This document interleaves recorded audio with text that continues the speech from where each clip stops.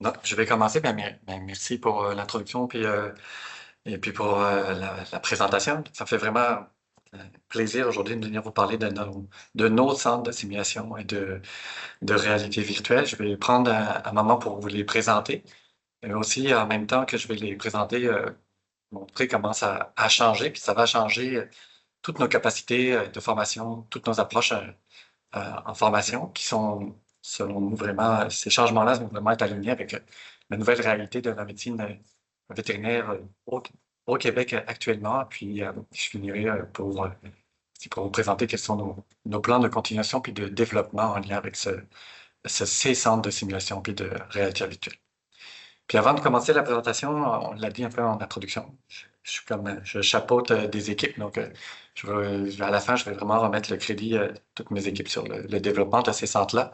Mais je voudrais aussi souligner la participation de deux personnes dans l'idée qui a germé pour ces centres de simulation. C'est tout d'abord la docteure Théorique qui était ma prédécesseur comme doyenne à la faculté de médecine vétérinaire. Donc, c'est elle qui est à l'initiative de ce projet-là. Puis rapidement, elle s'était aussi adjoint les services de Dr.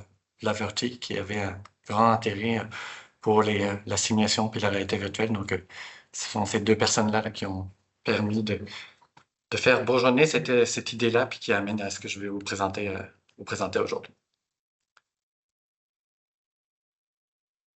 Donc, c'est sûr que ça fait beaucoup de sens pour la faculté de venir parler quand on parle de mobilisation, de relève, comment on peut contribuer à la pénurie, puis en termes d'innovation, parce que c'est vraiment inscrit à l'intérieur de notre mission, cette notion de formation de médecins vétérinaires puis de professionnels dans la santé animale et publique de très haut calibre.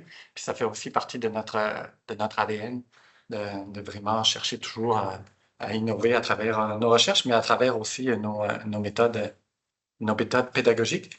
Et puis, je vais profiter tout au long de la présentation pour vous présenter nos modèles, puis vous allez les voir toujours un petit peu sur les côtés dans les images. Puis, je tiens aussi à préciser tout de suite qu'aucun animal vivant n'a été utilisé pour la présentation. C'est tout ce que vous allez voir, ce sont toutes des modèles animaux, à l'exception d'une visite en milieu réel. Mais si vous voyez déjà le modèle qu'on a ici, qui est un de nos modèles les plus avancés, qui est un modèle canin qu'on appelle très gentiment Morphin, qui est très réel. Puis dans les faits, ce modèle-là, on peut enlever les membres, on peut ouvrir son abdomen. Donc on peut vraiment, à partir de lui, recréer tout plein de situations à laquelle nos étudiants et nos médecins vétérinaires pourraient être confrontés. Et puis, c'est aussi un petit bijou de technologie, puisqu'on peut le faire respirer, le faire aboyer, changer sa dynamique de respiration, changer sa dynamique cardiovasculaire aussi, donc pour pouvoir créer des situations dans lesquelles les étudiants et les médecins vétérinaires vont devoir interagir. Donc, pourquoi c'est transformer la formation en médecine vétérinaire? Donc, la thématique d'aujourd'hui, puis je pense que on reviendra peut-être plus en détail avec des données plus tard aujourd'hui, mais bon, vous savez qu'il y a tout l'enjeu d'accès aux soins vétérinaires au Québec actuellement, mais aussi certainement à travers le monde, avec des besoins donc en ressources qui sont croissants, des besoins qui peuvent être aussi différents selon la région du Québec dans laquelle on se situe, des régions qui sont plus fragilisées, dans lesquelles les besoins sont plus importants. Aussi, on sait aussi qu'il y a des domaines de pratique qui sont plus sensibles à cette pénurie-là. La réalité aussi de la médecine vétérinaire aujourd'hui, c'est que les soins se sont complexifiés. Nos capacités comme médecin vétérinaire à prodiguer un étendue de soins s'est vraiment décuplé, même plus dans les dernières années. Donc, ça représente aussi pour nous un challenge en termes de formation. On a aussi des attentes sociétales qu'il faut rencontrer. On parle beaucoup de bien-être animal, d'utilisation des animaux à bon escient, que ce soit en recherche ou aussi en enseignement. Donc, c'est sûr que pour nous, c'était important d'intégrer ces notions-là dans notre formation, puis de s'assurer que les animaux vivants vont être utilisés. C'est pas toujours nécessaire dans la formation de nos étudiants. Ils vont être utilisés au bon moment, puis à bon escient. On a aussi de plus en plus d'enjeux d'accès à des pièces anatomiques ou des pièces de cadavres, parce que là aussi, ça fait partie de la réalité euh, de notre société. C'est pour ça que ça nous amène à des modèles comme vous voyez sur l'écran à droite ici, ce qu'on appelle une table anatomage. J'ai essayé de vous montrer avec les différentes photos que vous voyez que c'est un énorme écran tactile sur lequel on voit tout d'abord le chien, parce que c'est un modèle pour le chien qu'on a ici, et qu'on va pouvoir déplacer l'image du chien dans 3 dimensions pour vraiment que les étudiants puissent avoir accès à l'ensemble de la vue anatomique de l'animal sous différents angles. Puis après ça, on a la possibilité d'enlever des couches de tissu, qui nous permettent d'avoir, comme on voit ici à droite, en haut, une vue de la cavité thoracique. Puis on a aussi la possibilité de faire des coupes transversales ou distinales de notre animal à différents endroits pour voir vraiment, encore une fois, voir la disposition des organes dans, chez l'humain. Donc, ici, comme on voit dans le cas de sa cavité abdominale.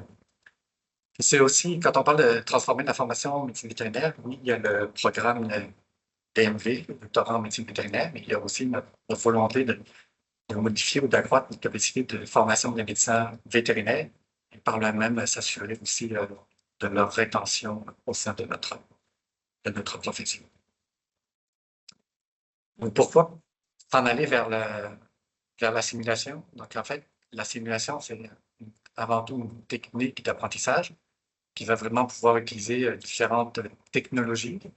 Puis cette technologie-là vont aller sur un spectrum, sur un continuum de possibilités qui va de simplement avoir des simulations, mais les étudiants ou les médecins vétérinaires dans un endroit, puis on va simuler une situation particulière avec les comédiens, ou on peut aller jusqu'à un spectrum complètement opposé, où on va complètement créer un environnement totalement virtuel dans lequel on va immerger l'apprenant, puis dans cet environnement virtuel-là, on va pouvoir agir ou jouer sur différents paramètres pour pouvoir aider l'apprenant dans l'autonomie de son apprentissage et l'acquisition de ses connaissances. Donc, c'est vraiment une technique qui va utiliser différentes technologies. Puis, à travers cette technique-là, ce qu'on essaie de passer, c'est d'un paradigme où on sait, vous l'avez mentionné précédemment, l'éventail de soins, nos possibilités sont beaucoup plus grandes. Puis aussi, pour différentes raisons, l'accès à des endroits qu'on aimerait faire visiter ou faire comprendre à nos étudiants devient plus limité pour des raisons de biosécurité, par exemple. Donc, on sait que visiter une porcherie, par exemple, c'est plus difficile aujourd'hui que ça ne l'était peut-être il y a 20 ans ou 25 ans. On a les cas aussi auxquels nos étudiants, nos médecins vétérinaires qu'on veut former vont avoir accès est variable dépendamment de l'endroit auquel on se trouve. On a la chance, nous aussi, dans notre centre hospitalier, d'avoir une énorme, très grande diversité de cas dans l'ensemble des espèces, mais il reste qu'il y a des cas ponctuels de conditions, de maladies, où, de par leur rareté, de toute façon, c'est difficile d'exposer nos apprenants à ces situations-là. Étant donné qu'on est dans un milieu réel avec des animaux vivants, avec un cadre de soins puis de services aussi, le stress qui est sur l'apprenant est relativement élevé. Puis ça va limiter le nombre de répétitions qu'on va pouvoir faire auprès de nos apprenants. C'est pour ça qu'en passant de ce paradigme-là vers un paradigme où on va utiliser la simulation, on va pouvoir s'assurer d'augmenter les répétitions qui vont être faites par rapport à une situation particulière. On va créer un environnement qui est sécuritaire d'un point de vue de ce volet-là de biosécurité. Donc vraiment, pour la personne en tant que telle, on va être capable de rentrer virtuellement ou de façon immersive dans des endroits où ça serait plus difficile de rentrer naturellement. Ça va être aussi beaucoup plus facile de faire des rétroactions auprès de l'apprenant, de le faire de façon vraiment beaucoup plus immédiate et beaucoup plus contrôlée. Tous ces modèles-là sont beaucoup plus standardisés aussi. Donc, ça va là aussi mettre un cadre plus facile pour notre apprenant. Puis ça va placer l'apprenant dans un cadre d'apprentissage qui va être sécuritaire, mais pas cette fois-ci physique, mais plus dans un cadre sécuritaire psychologique là, en tant que tel, puisque sa peur ou son enjeu par rapport aux erreurs va être beaucoup moindre que quand il est placé tout de suite dans une situation réelle. Donc, le projet dont on vous a dit qu'il a été soutenu par la MAPAC, c'est l'implantation de 2 centres, un à Saint-Hyacinthe et un à Rimouski.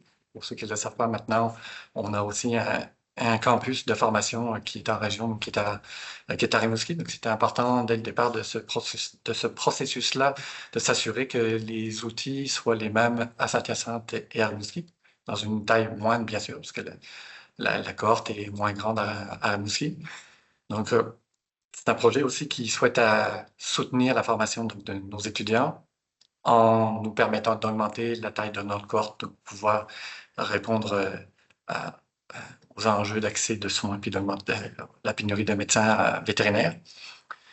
On y intègre aussi une volonté de soutenir la formation continue des médecins vétérinaires, aussi tout le personnel de soutien, tous les autres intervenants de la filière, puis je vais vous montrer un petit peu plus tard quelques exemples de comment ça peut s'appliquer. On pense aussi que par ce projet-là, on va pouvoir accompagner des médecins vétérinaires ici, mais aussi des médecins vétérinaires en région. Je vais vous présenter ça un petit peu plus tard également. Puis c'est vraiment un lieu pour nous aussi d'innovation pédagogique. C'est une possibilité incroyable qu'on a de créer de nouveaux modèles pour nos apprenants. Si on prend quelques images de certains locaux de nos centres de simulation, donc, sur l'image de gauche, vous avez ici, c'est le local qu'on considère pour les grands animaux. Vous voyez un modèle équin qui est en arrière, un modèle bovin, donc une vache en avant avec un veau qui est en arrière. Vous pouvez aussi ici apercevoir une simulation d'une queue qui est en fait un endroit où on peut pratiquer les examens transrectaux qu'on fait de routine sur nos vaches. Puis la même salle qui existe aussi donc, pour les grands animaux et à Rimouski avec les deux modèles de base que vous voyez ici. Là. Puis c'est une photo là, où on a nos étudiants qui sont en apprentissage. Puis vous pouvez voir sur le modèle équin, que c'est des modèles, vous verrez d'autres images un peu plus tard, mais où on a aussi l'intérieur du cheval qui est modélisé. Donc on peut retirer une portion du modèle pour pouvoir avoir accès à l'intérieur de l'animal.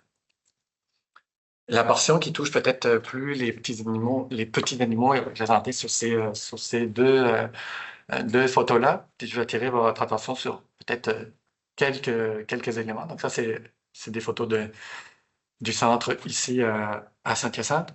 Donc, vous pouvez voir là, différents modèles là, qui sont présentement sur les tables. Ce sont des modèles de dentisterie. Mais vous pouvez aussi voir sur les murs tout est vraiment équipé pour être dans une même situation qu'on serait à l'intérieur d'une clinique avec, ici, on voit les gaz anesthésiants, tous nos synthétiques ici. Puis vous pouvez déjà voir au plafond le fait qu'il y a énormément de caméras à l'intérieur de ces locaux-là, puisque chaque activité qui vont être faite vont pouvoir être aussi filmées. Et ça nous permet, par exemple, de retransmettre des activités à distance. Lors de la première année d'implantation du programme à Rimouski, par exemple, toutes les étapes de dissection des animaux de compagnie ont été faites à Saint-Hyacinthe par un professeur et tout était filmé, puis c'était les étudiants à Rimouski pouvaient assister vraiment au processus de dissection à distance.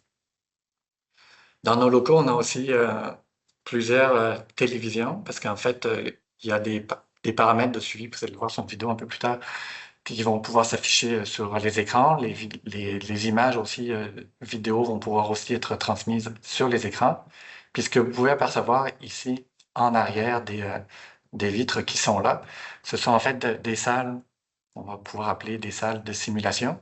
Donc c'est vraiment pour les médecins vétérinaires qui sont parmi nous, là, c'est vraiment comme un local d'une clinique vétérinaire à l'intérieur desquelles on va faire nos consultations. Puis il y a des vitres 100 ans qui permettent aux étudiants de pratiquer tel événement ou activité, une consultation ou autre.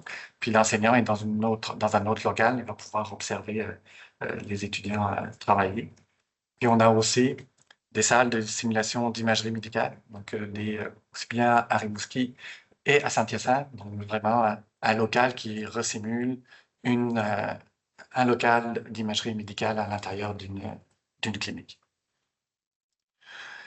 Donc, pour nous, ce projet est vraiment aligné avec la volonté et les besoins au niveau du Québec d'augmenter la relève, de soutenir nos régions, d'assurer aussi d'augmenter la qualité des soins puis de soutenir le reste. Donc, vous comprenez que pour nous, c'est pas juste une volonté d'augmenter le nombre de nos cohortes, mais aussi de modifier l'apprentissage qu'on a et la façon dont on enseigne à nos étudiants pour répondre aux évolutions de notre société puis aux besoins actuels.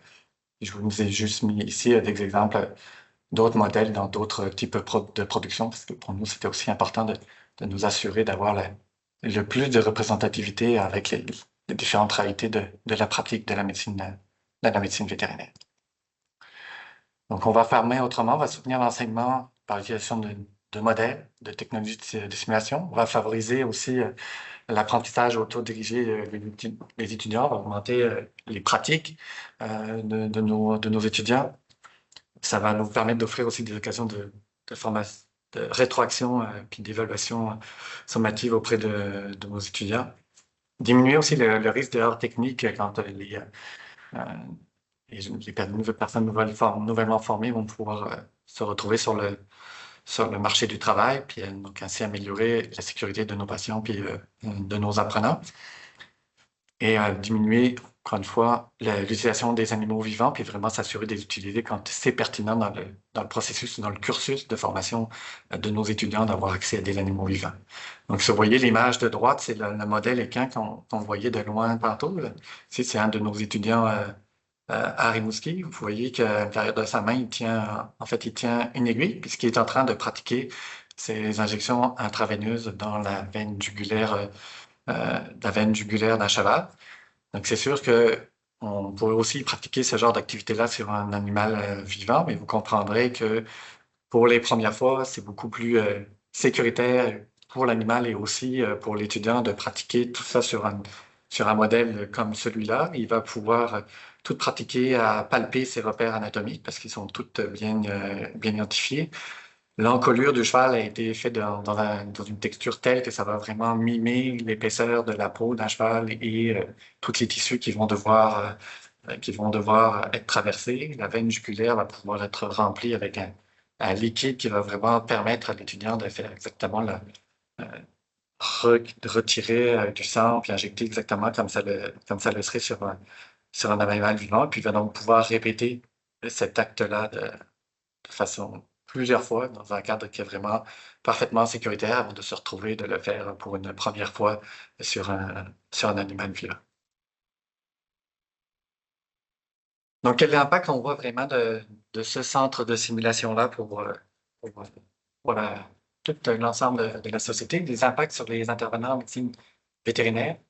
Très tôt, dès que le projet s'est mis en place, Dr. Joignier Tendre, que vous voyez ici, de la photo, qui est un urgentologue passionné de simulation, a utilisé ces modèles pour aller auprès de différents intervenants. Puis vraiment, très tôt dans la mise en place, elle a utilisé un modèle de chien pour aller à la suite d'une demande de pompiers qui sont souvent en prise avec des chiens des animaux domestiques dans des assemblées, puis qui ne savaient pas trop comment s'y prendre, quoi faire avec ces animaux-là. Donc, elle a pris de nos modèles, est allée dans leur caserne pour vraiment faire une formation auprès d'eux pour les aider dans leur approche des animaux de compagnie dans les créations. Ça a un impact aussi sur le grand public. Peut-être certains d'entre vous savez qu'avant, la faculté faisait une grande visite là, sur une base régulière. On avait arrêté de le faire. Puis une des raisons pour lesquelles on avait arrêté de le faire, c'est que c'était de plus en plus difficile de permettre aux personnes de venir visiter nos installations en raison de toute la biosécurité, du contact avec des animaux de patients. Donc avec avec le centre de simulation, ça nous a permis de refaire ces activités-là. Maintenant, on va faire aux 2 ans, parce que pour nous, ça nous a donné les outils pour pouvoir remettre les personnes du grand public en contact avec la médecine vétérinaire. Donc, vraiment pouvoir faire une promotion de la médecine vétérinaire et aussi sensibiliser toutes les personnes qui viennent à des réalités en lien avec la santé animale, que ce soit dans les animaux de compagnie ou dans les animaux de production. J'espère que vous voyez sur ces photos-là, là, c'est les deux mêmes jeunes enfants qu'on voit qui ont l'air passionnés par nos modèles. On espère que ça va stimuler la relève. On voit sur l'image de droite ici, on voit un modèle canin puis ici, vous voyez, pour ceux qui vont chez le dentiste sur une base régulière, tous les petits outils qu'on peut voir habituellement chez notre dentiste. Donc, c'est vraiment un modèle pour toute la dentisterie canine sur lequel on est capable d'enlever les dents, rajouter les dents, d'avoir des dents avec des pathologies quelconques. Puis ici, sur l'image de gauche, ici, c'est un modèle pour pratiquer nos examens transrectales chez les vaches. Donc, vous voyez, vous pouvez même faire pratiquer à notre future relève vraiment ce qu'est un examen transrectal, pourquoi on le fait, comment on le fait, puis les sensations que ça peut donner. Donc, vraiment, dans l'objectif de sensibiliser le grand public à la réalité de la médecine vétérinaire. Donc, on va aussi former des médecins vétérinaires. Donc, on parle de formation continue auprès de nos médecins vétérinaires. Donc, ici, vous avez une photo d'une activité qui a eu lieu, donc qui a été faite par Dr. Dunn, qui est notre spécialiste en toutes les maladies rénales. C'est une formation sur les maladies rénales et les maladies cardiaques des animaux domestiques. Puis vous voyez le modèle, un des modèles qui est utilisé ici, c'est ce qu'on appelle un fantôme. Donc, c'est comme un chien qui est tout en espèce de gelée, qui va permettre à l'apprenant de simuler tout ce qui est l'échographie pour pouvoir vraiment se repérer puis voir les organes adéquatement, tout en les voyant par transparence, pardon, puis même à ce moment-là aussi de pouvoir pratiquer ces fonctions.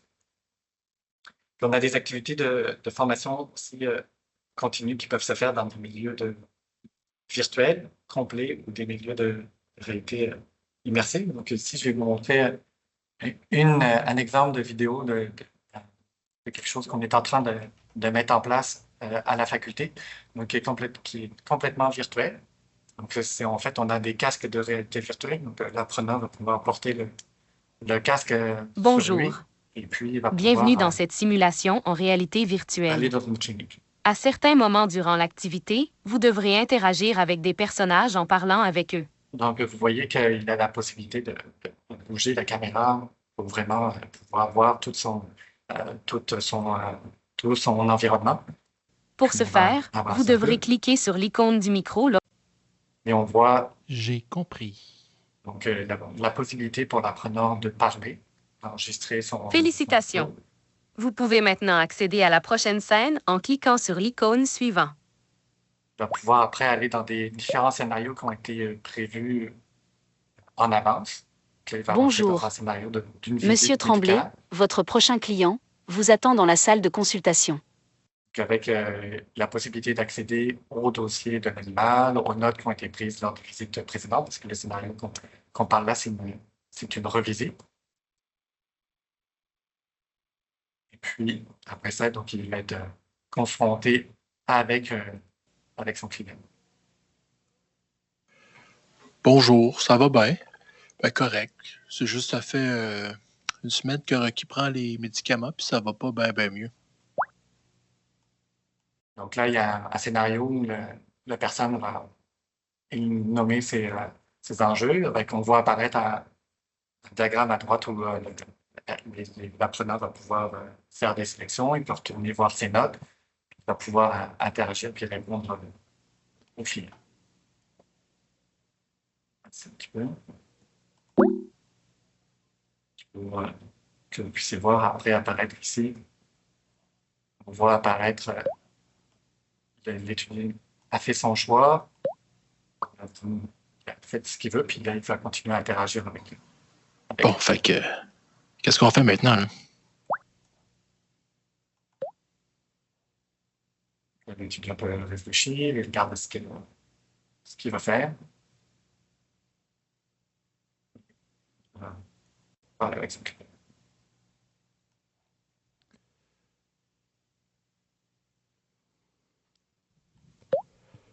Oui, ben, il va falloir faire des radiographies pour Rocky.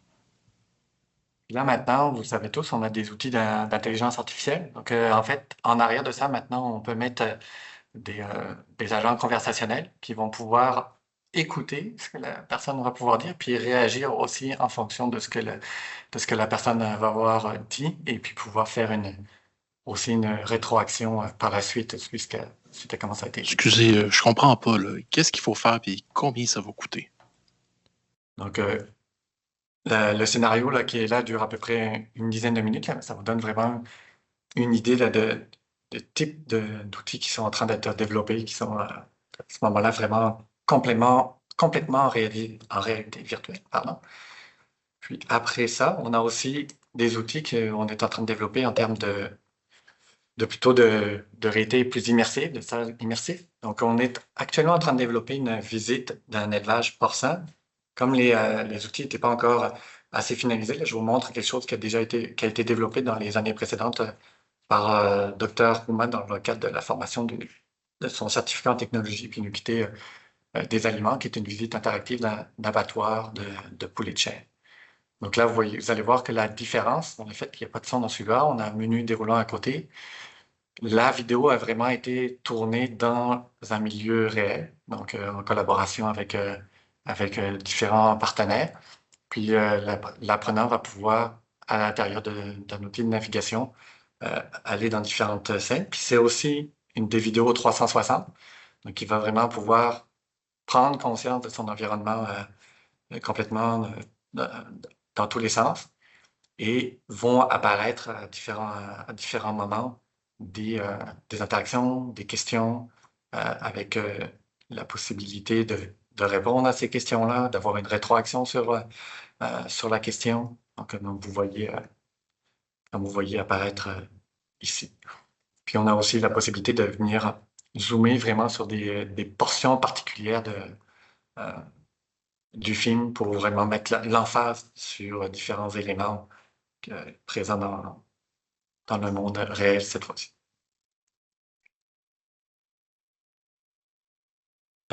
Donc, on l'utilise aujourd'hui aussi pour notre pratique, pour la formation de nos étudiants avec des techniques de réanimation cardio-respiratoire, des formations sur les chocs, sur la capacité à faire des bandages sur les chiens, sur les chevaux, les formations qui sont pour nos étudiants au DMV et aussi pour nos étudiants au cycle supérieur, dans les domaines de spécialité comme les internes et les résidents. On a fait aussi des activités de prise d'anamnèse, où là, on avait des enseignants qui jouaient des clients, puis les étudiants devaient prendre l'anamnèse, mais on a fait aussi des bootcamps ou de réanimation pour nos étudiants, où là, on a fait un partenariat avec le Cégep de Sainte-Hyacinthe qui a une formation de comédiens, puis c'est eux qui sont venus jouer les rôles de clients. Donc, à quoi ça peut ressembler ces simulations-là, vraiment? Puis vous voyez un de nos modèles qui est ici.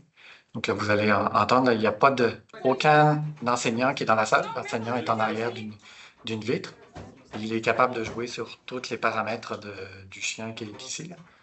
Et puis, il va pouvoir donc faire évoluer le cas selon la façon dont il va voir les étudiants interagir dans la gestion de cette urgence-là. Ça lui permet d'observer la dynamique de groupe. Là. Il n'y a pas uniquement le volet médical qui rentre en compte. On est vraiment dans la création d'un environnement complexe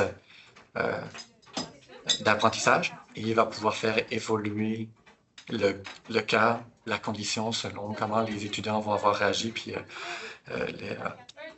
et puis il va vouloir scénariser son affaire. Donc, on voit l'étudiant simule la mise en place d'un cathéter. Le professeur va pouvoir dire, OK, le cathéter est en place, maintenant vous allez pouvoir passer au mode 32.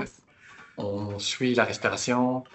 Les étudiants aussi vont devoir aller prendre le pouls au niveau de l'artère fémorale du chien. Donc, tout est vraiment, le modèle permet vraiment de tout simuler au complet. Puis, Donc, là aussi, c'est un scénario là, qui dure une dizaine de minutes sur lequel l'enseignant va pouvoir faire sa rétroaction par la suite. Donc, ça va développer, comprenez, dans un milieu comme ça, la confiance des étudiants, beaucoup leur autonomie aussi. Ça va permettre de répéter les scénarios. Puis ça vient vraiment créer un apprentissage actif parce que les étudiants là, vont aussi pouvoir voir leurs vidéos, vont pouvoir voir comment ils ont interagi entre eux. Là. On a beaucoup regardé la série du Canadien ces derniers temps, puis on voit toujours les joueurs du Canadien qui regardent leur tablette une fois qu'ils ont fini leur séance pour voir un peu comment ils ont performé ou pas. Mais là, c'est la même chose que les étudiants peuvent faire. Ils sont capables de tout de suite aller voir la vidéo de leur activité, puis eux-mêmes faire leur propre rétroaction sur la façon dont ils ont mené, leur activité, bien sûr avec l'accompagnement de l'enseignant qui est là. Donc pour finir un peu, quelles sont nos prochaines étapes? Ben, on va bien sûr consolider toutes les ressources qu'on a maintenant à notre disposition, des ressources humaines en termes de techno-pédagogues et aussi de personnes qui nous permettent de développer de nouveaux modèles, aussi en termes de ressources de nouveaux modèles. On a aussi un bon timing. Nous sommes à partir de septembre prochain dans l'implantation de notre nouveau curriculum en médecine vétérinaire, au doctorat de médecine vétérinaire. Donc, c'est vraiment le bon moment pour s'assurer que dans le déploiement de ce nouveau curriculum, tous les outils qu'on a pour l'apprentissage maintenant via la simulation vont s'implanter au fur et à mesure à l'intérieur des cours. Puis ça nous permet déjà de développer des collaborations à la fois nationales et internationales avec des centres de simulation qui sont déjà existantes dans d'autres programmes comme les sciences infirmières à l'Université de Montréal, mais aussi les sciences infirmières à l'UQAM, dans notre niveau.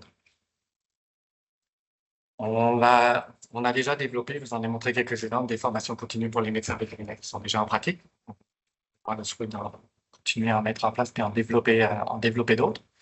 On va aussi mettre le tout à disposition pour nos techniciens en santé animale. Il y a beaucoup de modèles aussi qui vont pouvoir s'appliquer à leur apprentissage et à leur développement professionnel par la suite.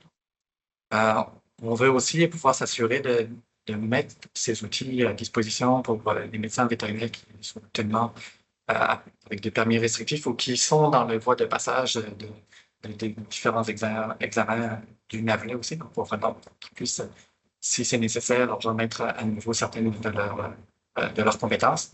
Et on a des discussions actuellement en cours avec l'OMVQ, donc l'Ordre des médecins vétérinaires du Québec, pour voir comment on peut utiliser tous ces outils-là pour les médecins vétérinaires qui sont dans les processus de remédiation.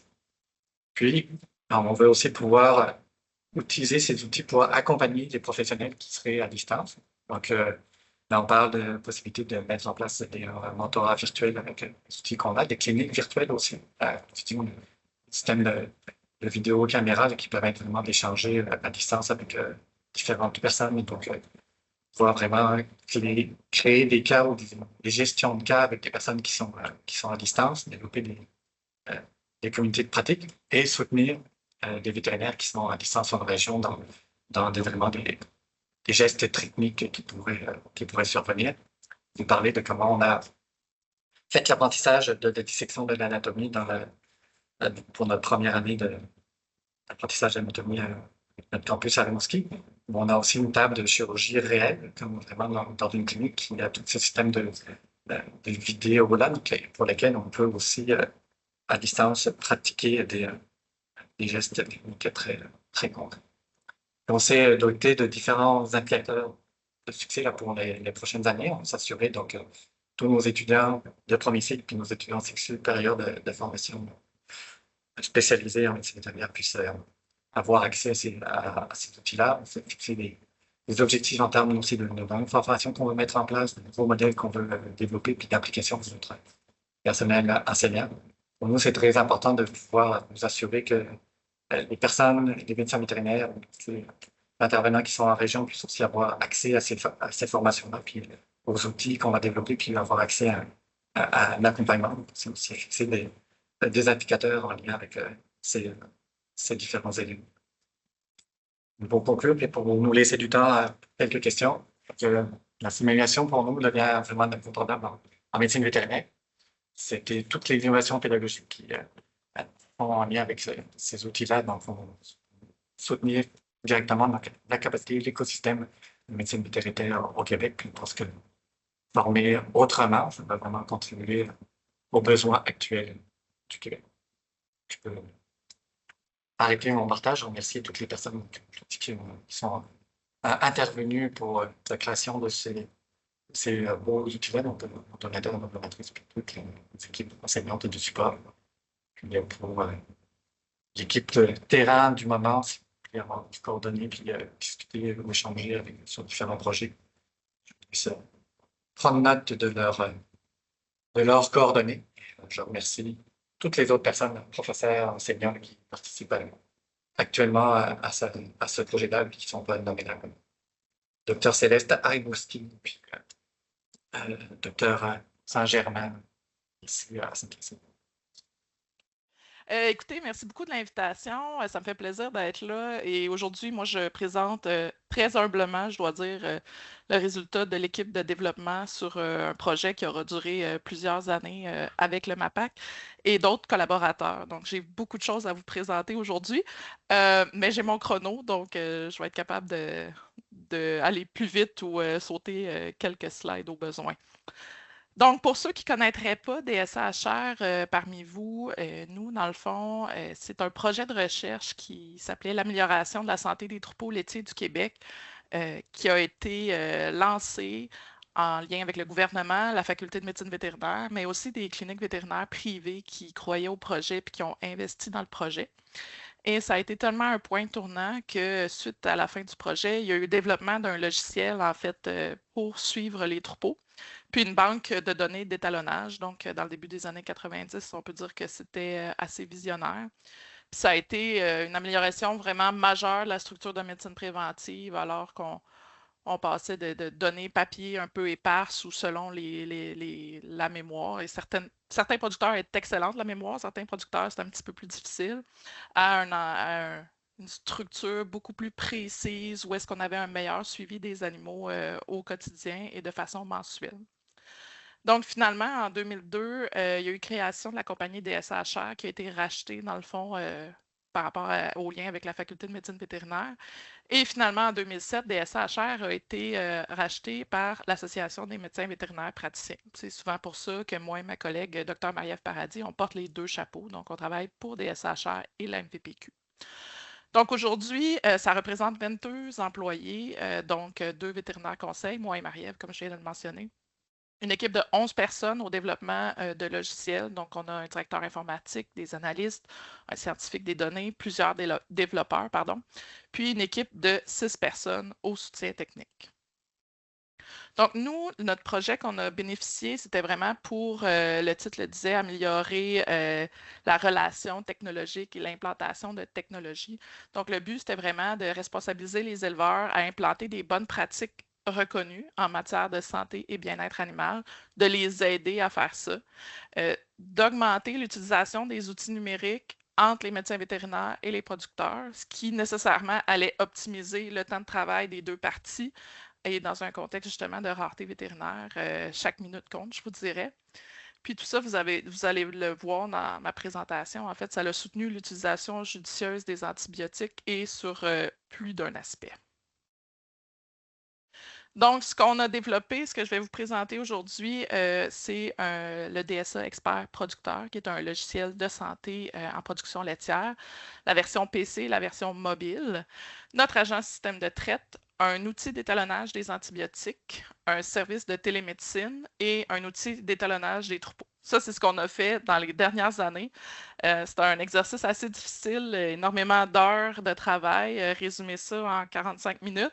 Mais je vais quand même en rajouter, puis je vais vous montrer notre vision future, où est-ce qu'on s'en va, nos projets, parce que nous, c'est un continuum qu'on voit, puis j'espère vous montrer, vous transmettre notre passion, en fait, à travers ma présentation.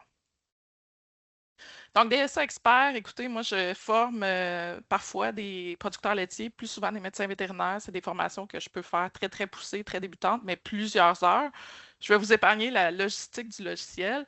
Mais grosso modo, pour les plus habitués en ferme, on a la classique roulette de régie qu'on a à la ferme et on a le dossier de santé individuelle des animaux. Donc, ça me fait toujours sourire quand on pense que présentement, on est en train d'intégrer le DSN en médecine humaine. Évidemment, ils ont énormément de logiciels et de plateformes à communiquer, mais je nous trouve quand même bien, nous, avec ce logiciel-là qu'on a depuis tant d'années. Donc, avec la version qu'on a fait en oh là là, je ne m'avancerai pas. C'est 2024, oui, je pense que je l'ai plus tard.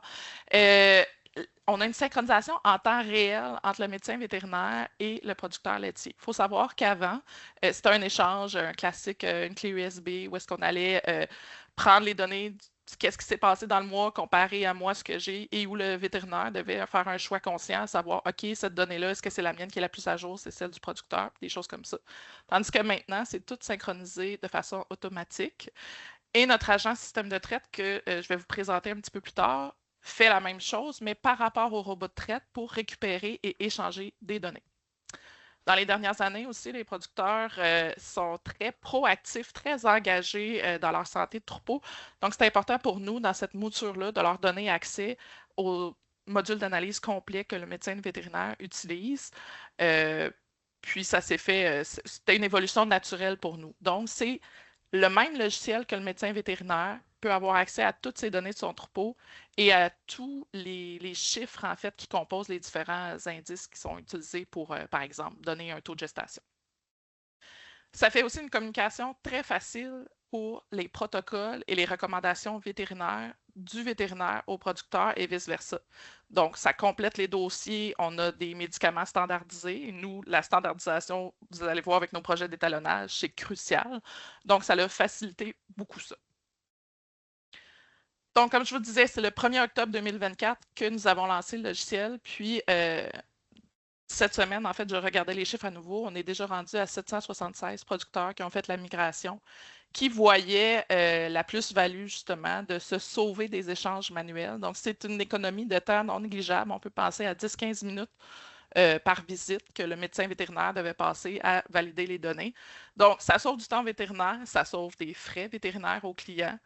Et pendant qu'on ne fait pas ça, on peut faire un autre service conseil, on peut adresser d'autres situations à la ferme.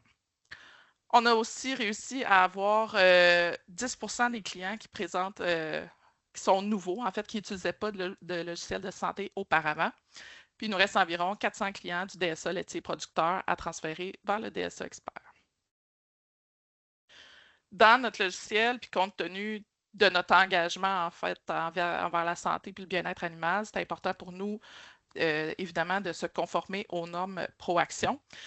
Donc, la complétion des dossiers de santé, je vous le disais à l'instant, se fait en accord avec les normes requises. C'est-à-dire que, évidemment, je dois mettre un temps de retrait, je dois valider qui est l'intervenant qui l'a fait. J'ai des registres si, par exemple, il y avait une aiguille brisée qui était présente dans le corps de l'animal à quelque part. Ça nous permet une centralisation des registres, c'est-à-dire que lorsque l'inspection va arriver, je n'aurai pas besoin, en fait, de faire un super gros travail ou d'appeler le médecin vétérinaire pour tout retracer mes dossiers. En fait, c'est centralisé dans un seul module du logiciel. Donc, au fur et à mesure que je fais mes actions, je complète mes actions dans ma liste de choses à faire, les dossiers vont aller se remplir. Puis après ça, ce sera quelques clics seulement pour aller faire l'audit. Donc, plusieurs registres, je vous en présente quelques-uns. On parle de qualité du lait, de la salubrité des aliments, le bien-être animal, la traçabilité, la biosécurité et l'environnement. Je vous le montre, là, je sais que c'est petit quand même, mais c'était pour vous donner une idée de la gestion des fenêtres. Donc, on peut aller ajouter des pièces jointes si votre médecin vétérinaire vous a fait un rapport papier, on peut le mettre. On peut aussi inscrire nos mesures correctives si on a eu des infractions. Pardon, ce n'est pas un problème. Même chose, on a la déclaration de santé des bovins, les directives du vétérinaire. Si on a des déclarations de vendeurs dans des transactions d'animaux, on peut absolument tout inclure. Registre des écornages, en fait, des registres, on en a plusieurs. Donc, celui-là, entre autres, on va dire, on a écorné quelle date et quels produits ont été utilisés parce qu'évidemment, on doit avoir des mesures pour assurer le bien-être de l'animal pendant, mais aussi après la procédure.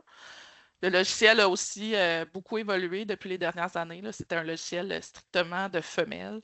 Et maintenant, nous avons inclus les mâles aussi, donc pour avoir plus de traces pour ce qui est fait pour eux dans leur vie pendant leur séjour à la ferme. La même chose aussi, on a un registre des amputations de queue. C'est pas une procédure qui est très commune, hein, parce que maintenant, on ne fait que ça si on a une nécessité médicale de le faire, mais on a tous ces registres-là, en fait, disponibles dans le logiciel. Le registre de biosécurité des maladies, moi, c'est un registre que j'affectionne particulièrement.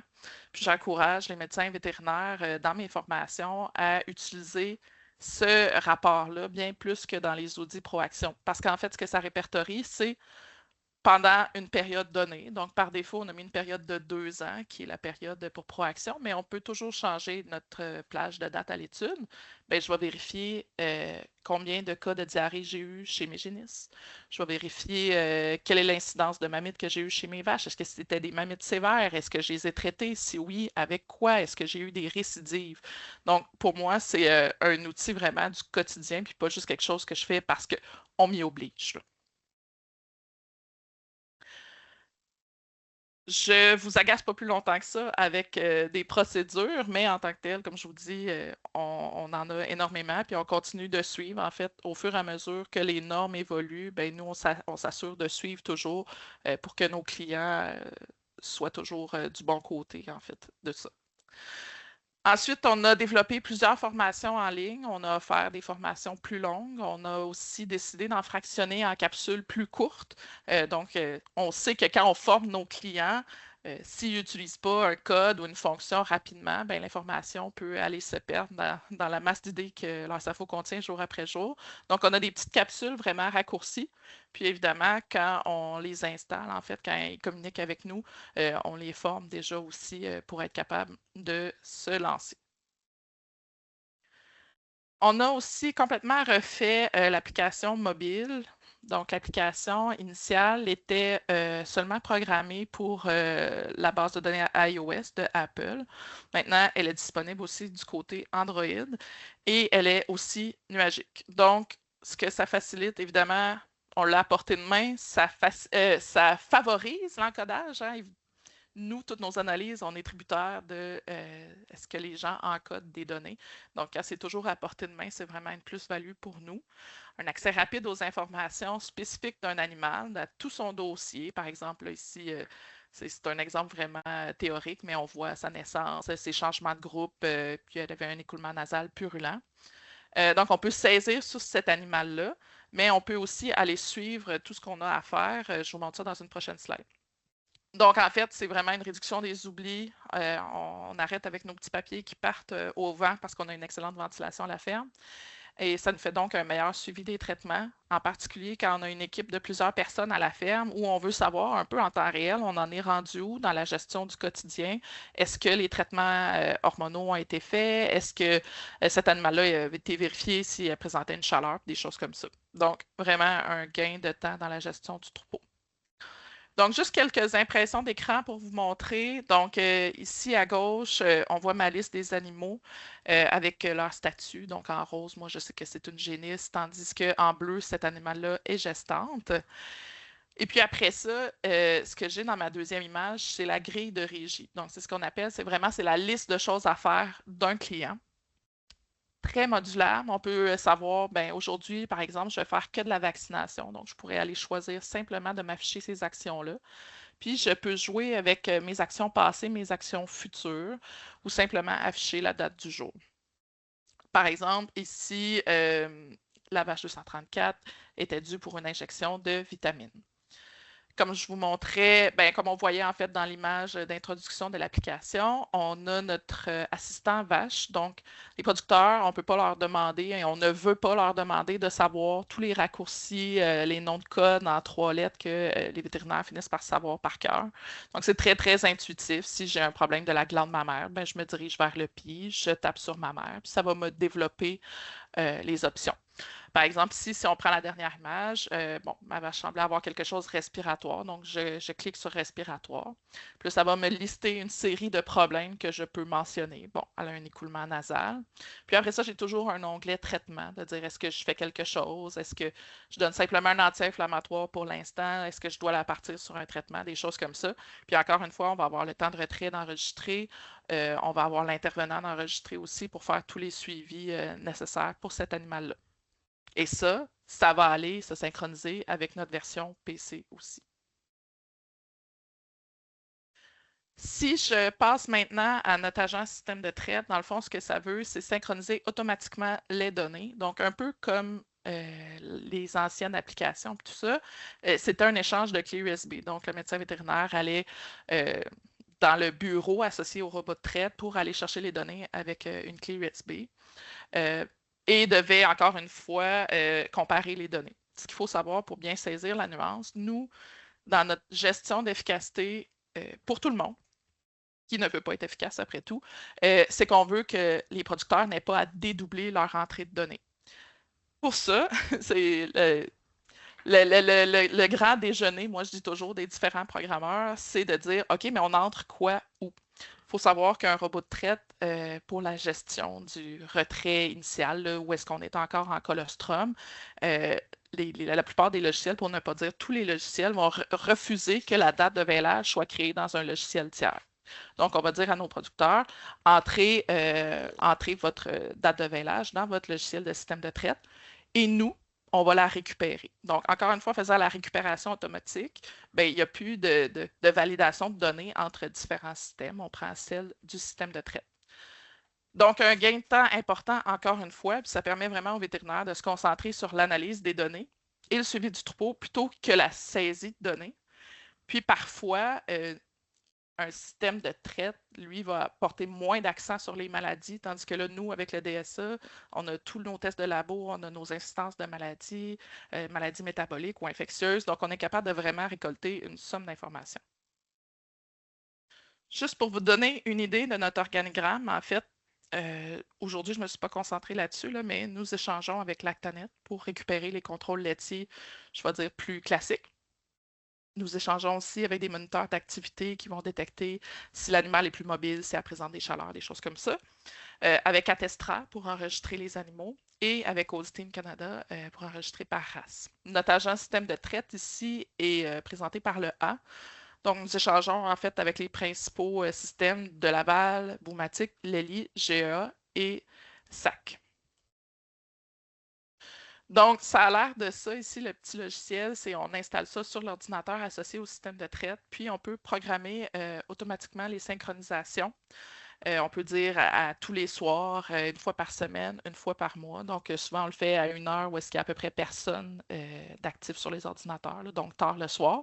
Mais évidemment, on peut aussi forcer une synchronisation en tout temps si le producteur vient de changer ou entrer des données, puis le médecin vétérinaire doit préparer sa visite parce qu'il préfère préparer sa visite la veille au soir aussi. Donc, on a toujours cette option-là. Et c'est bilatéral. Donc, on récupère des données et on peut repousser des données aussi vers le système de traite.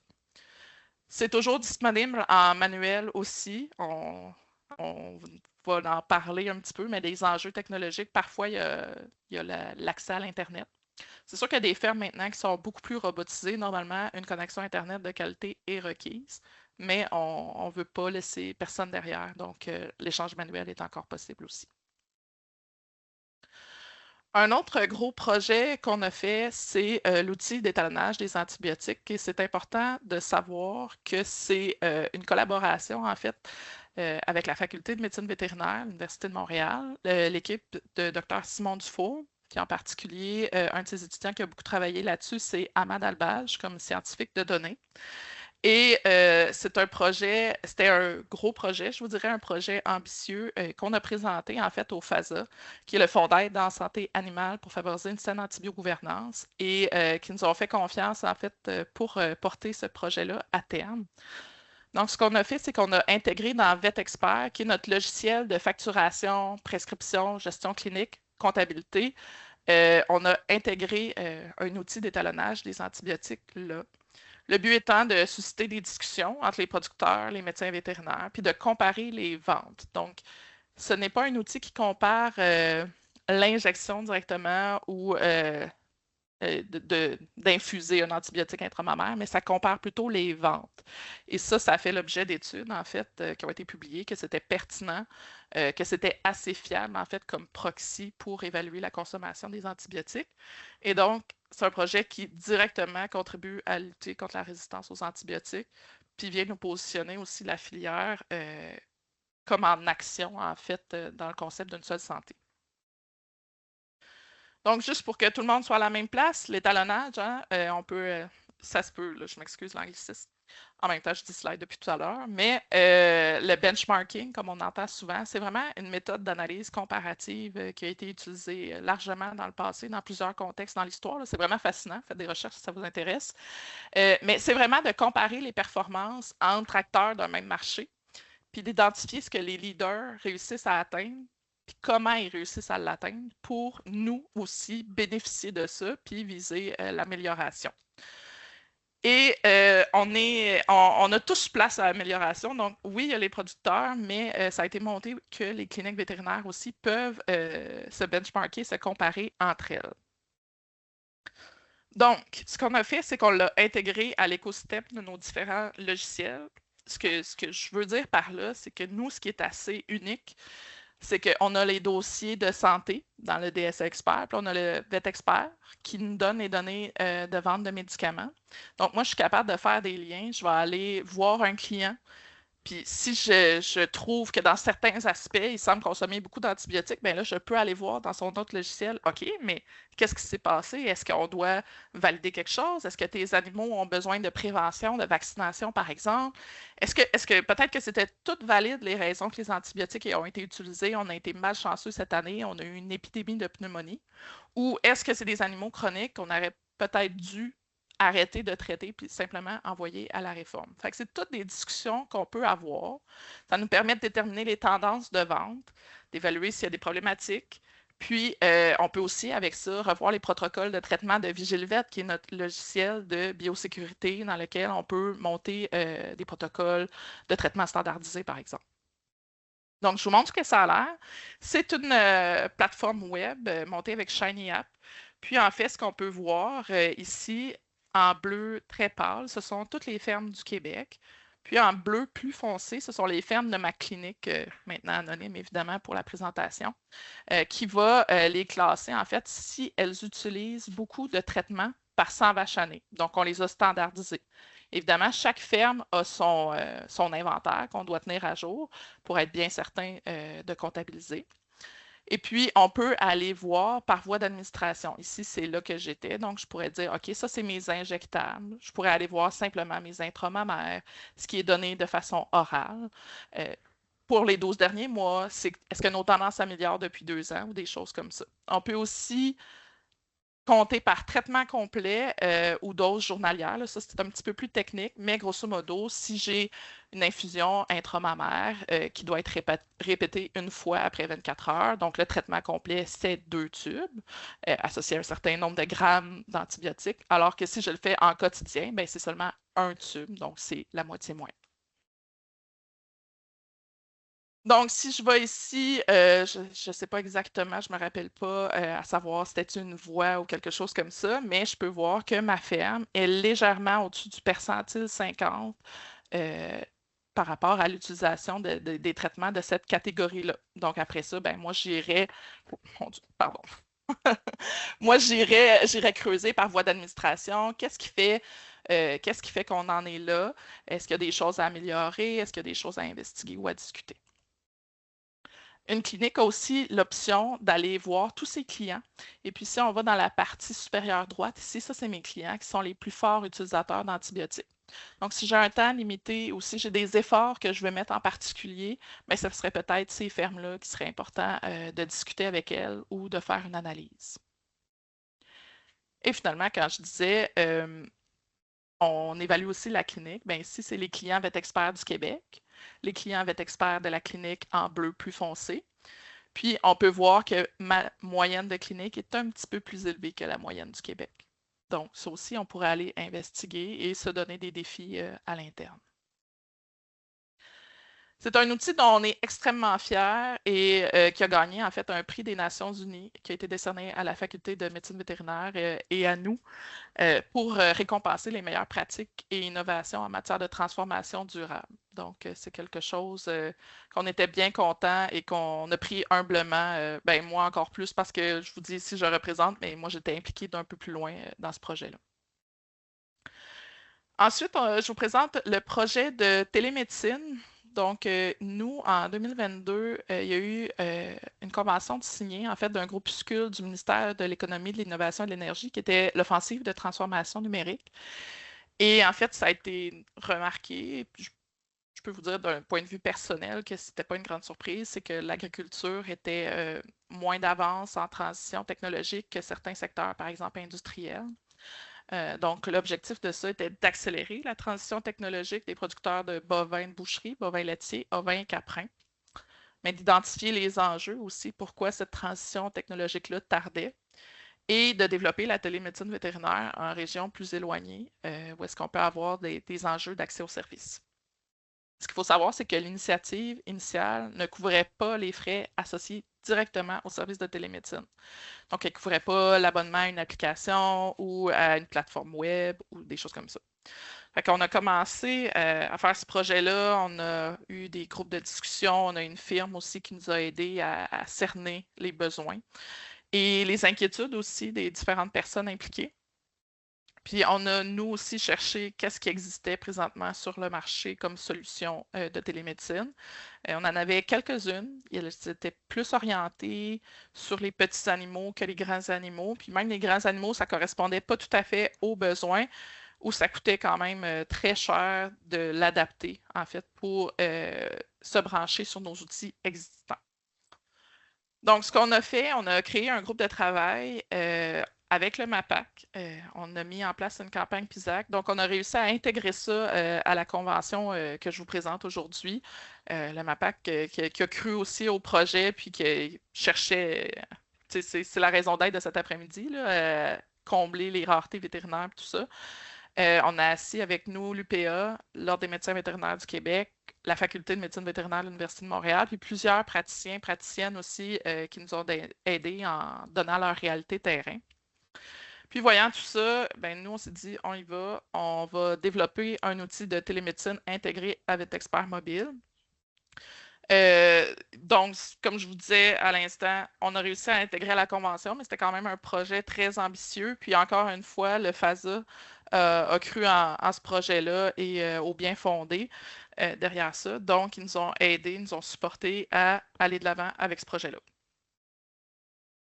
Donc, encore une fois, pour que tout le monde soit sur la même longueur d'onde, grosso modo, de la télémédecine, aussitôt qu'on utilise un moyen technologique électronique, c'est de la télémédecine. Donc, un appel, un petit texto, un messenger, pour ne pas le nommer, c'est de la télémédecine vétérinaire. Ce qu'il fallait faire attention, puis c'est ça qu'on a vu dans nos groupes de discussion aussi, c'est que on l'a présenté et on l'applique encore aujourd'hui comme un service complémentaire. Ça ne vise pas à remplacer la médecine vétérinaire de terrain. On ne voudrait pas vider les campagnes de consultants, d'intervenants. Et ça ne se fait pas d'une région à l'autre. Donc, moi, je suis assis en Montérégie, puis je vais aller faire de la télémédecine en Outaouais. C'est pas comme ça que ça fonctionne. Donc, ça nécessite vraiment une relation médecin vétérinaire, client, patient valide. Aujourd'hui, je ne vous fais pas la formation, c'est pas comme si vous alliez me créer une session tout à l'heure, mais je vous mets un petit peu les points clés. Dans le fond, c'est qu'on a créé un formulaire qui va éviter les va-et-vient. Donc, ça, c'est vraiment quelque chose qu'on voyait avec les praticiens. Si un client texte de dire, ben ma vache ne file pas, OK, mais as-tu pris sa température? Puis là, ça prend une demi-heure. Ah oui, je l'ai pris. Bon. OK, mais as-tu regardé son lait? Puis, fait que ces va-et-vient-là aussi, c'est pas efficace. Donc, ce qu'on a fait, c'est qu'on a dit ça, c'est ce que tu as besoin pour réinitier la discussion avec moi, pour qu'on parte du bon pied. Donc, c'est une création qui est facile, standardisée. Puis, dans le fond, on peut texter, envoyer des photos et tout récemment des vidéos. Et on va avoir un historique complet des sessions. Une fois qu'elles sont fermées, on y aura accès. Donc, si un producteur vit une situation semblable à son cas de télémédecine de via un mois, il pourra en fait aller la retrouver.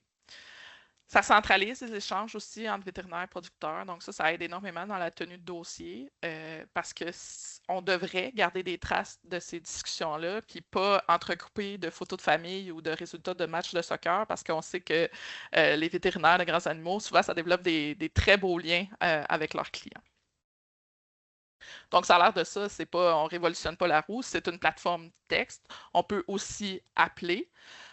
C'est pas permis d'enregistrer l'appel, mais l'application permet de capter la durée.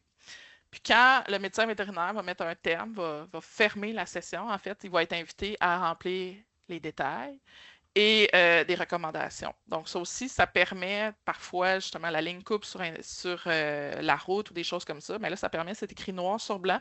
Ça nous protège aussi. Ça protège et le client de faire la bonne chose et le médecin vétérinaire que ça a été bien compris. Et lui, après ça, c'est archivé. Donc, on ne force absolument pas la facturation. C'est pas obligatoire. Si un client, au final, va faire 5 sessions dans la semaine, bien, si le médecin vétérinaire veut regrouper les sessions pour, à ce moment-là, émettre une facture, c'est à sa discrétion. Dans la nouvelle version qu'on lance éminemment, on a ajouté à la demande des médecins vétérinaires l'attribution des sessions par le personnel technique. Donc, le personnel de soutien à la clinique va pouvoir voir sur sa version web de VetExpert qu'on a des sessions de télémédecine en attente et s'assurer que chacune d'elles est prise en charge par les vétérinaires de la clinique qui offre le service. Et on va pouvoir aussi créer des sessions par le médecin vétérinaire. Donc, dans la première version, c'était uniquement le producteur qui pouvait lancer l'appel au vétérinaire. Maintenant, ça va dans les deux sens. Je passe à l'outil d'étalonnage des troupeaux, un projet, ça, qui me tient bien à cœur. En fait, on a utilisé l'interface en ligne Shiny App, donc le même qu'on utilisait pour l'étalonnage des antibiotiques. Et même, on a engagé Amad Albage, qui, je vous disais, a développé une super belle expertise dans le groupe de Simon Dufour. Donc, il travaille maintenant encore dans l'équipe à la Faculté de médecine vétérinaire, mais travaille aussi pour nous. Donc, on est très, très content de l'avoir. Et encore une fois, un projet ambitieux sur lequel on a pu compter sur l'appui du FASA. On a vu ce qu'on était capable de faire en termes d'étalonnage et croit beaucoup aussi en l'avenir de ça pour nos suivis de santé du troupeau. Donc, on les remercie. Dans cet outil-là, en fait, là, on a lancé notre premier chapitre qui est la reproduction des troupeaux. Et ce qu'on a fait, c'est qu'on ressort de notre DS Expert pour aller nous comparer, encore une fois, faire de l'étalonnage. Donc, à chaque période de 30 jours, tous les troupeaux qui sont suivis sur une base régulière, donc on a des validations, sont compilés. Et sont compilés en reculant toujours de 5 ans. Donc, les praticiens, les producteurs, comme je vous disais, les producteurs, productrices ont accès à ça aussi maintenant, peuvent aller voir les données. Et nous, on garde aussi un petit cahier de données. Donc, dans 20 ans, on sera en mesure de se dire comment on a réussi à améliorer nos performances en repro, en santé, en productivité, en bien-être. Et donc, présentement, j'ai environ 2600 troupeaux qui sont compilés à chaque période. Donc, c'est une interface qui va aller sur Internet, en fait, qui va nous ouvrir une fenêtre Internet. Et on a présentement, comme je disais, on est le premier chapitre, donc c'est reproduction. Les animaux de relève sont à part. Et on peut configurer selon plusieurs critères. C'est-à-dire, moi, je vais vouloir comparer mon troupeau A. Je le compare à quoi? Bien, je pourrais le comparer à tous les troupeaux que moi, Annie, je suis sur une base régulière. Donc, savoir, moi, je travaille de façon stable entre mes troupeaux. Donc, ce troupeau-là, comment il se positionne. Mais je pourrais aussi, parce que moi, je vois tous les troupeaux de ma clinique, bien, je pourrais dire, bien, ça, c'est un troupeau biologique. Donc, je vais le comparer à l'ensemble des troupeaux biologiques parce qu'ils vivent des choses différentes. Je pourrais dire, bien, ça, c'est mon troupeau en stabulation libre. Je vais le comparer à toutes les stabulations libres. Je peux aussi filtrer selon la taille des troupeaux. On peut penser que des troupeaux de plus grande taille ont une gestion de troupeaux différente. Et évidemment, je peux y aller simplement toi versus ma clinique, mais aussi toi versus le Québec en entier. Donc, ça a l'air de ça ici, un graphique parmi tant d'autres. Il y en a quand même plusieurs. Mais si je prends ce troupeau-là, dans le fond, j'ai regardé son taux de gestation depuis juillet 2023, puis je le compare à l'ensemble du Québec. Donc, ce qu'on peut voir, c'est que ce troupeau-là est très performant. Quand je disais de se comparer au leader du marché, ce troupeau-là, je ne vais pas lui demander de se situer autour de la médiane. Je vais vouloir qu'il reste là. Puis après ça, on pourrait peut-être même analyser la situation quand c'est dans notre clientèle, de savoir pourquoi lui, il réagit si bien. Qu'est-ce qu'on fait chez eux de si spécial? Est-ce qu'il y a une meilleure ventilation chez eux? Qu'est-ce qui fait? Qu'est-ce qui fait la différence? Je vous disais, on peut aussi se comparer nous-mêmes. Donc ici, en noir, ça serait mes troupeaux que moi je suis versus ma clinique. Ah, j'ai des petits up and down parfois. Qu'est-ce que je peux faire? Et de la même façon, je pourrais comparer ma clinique avec le Québec. Ce qui est très important, autant dans nos logiciels que dans cet outil-là, c'est qu'on peut toujours visualiser les données. Moi, ce que j'aime voir, c'est combien de vaches ont participé à ce calcul-là, combien de périodes ont été compilées. Je peux télécharger ça en Excel et je peux aussi sortir un rapport au client. Et rapport au client, évidemment, avec son consentement, ce qui peut être très intéressant, c'est d'aller partager ça avec les différents intervenants, partager avec la meunerie, partager avec tous ses conseillers. Parfois, on est en rencontre de syndicats de gestion. Donc, on peut voir où est-ce qu'on s'en va, puis travailler tout le monde ensemble pour le bien-être de la filière. Donc, juste quand je disais visualiser les données, là, moi, ça, c'est une table que j'ouvre toujours. Bon, un peu complexe peut-être pour vous cet après-midi, mais moi, je vais aller l'analyser, puis ça va me permettre de mieux apprécier la qualité de mon graphique en arrière. Puis finalement, dans le dernier onglet de notre outil à l'heure actuelle, j'ai le rapport annuel qui, lui, n'est pas affecté par les fils de taille sélectionnés en configuration. Ce n'est pas un comparatif d'un troupeau A versus le Québec. C'est l'ensemble, c'est le bulletin vraiment du Québec dans ma période de 30 jours qui vient de sortir. Présentement, si je vais sur Internet, c'est mon bulletin du mois d'avril de la province.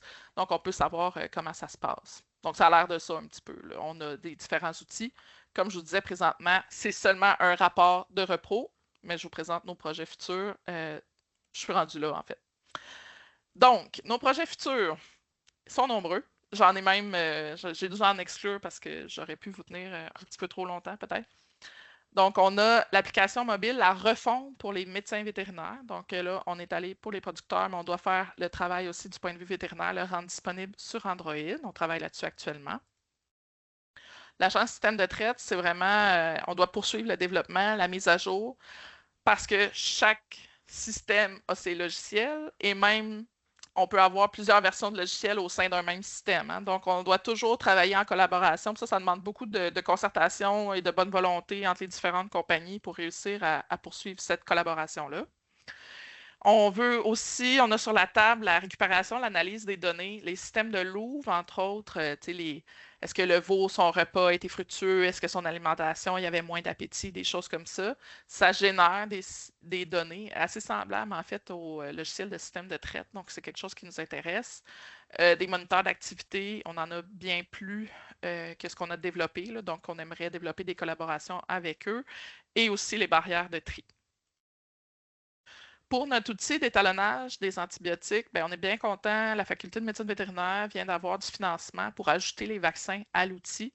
Donc, on veut, encore une fois, comptabiliser les ventes. On veut suivre aussi les différents types de vaccins. Est-ce que c'est un vaccin mort? Est-ce que c'est un vaccin vivant atténué?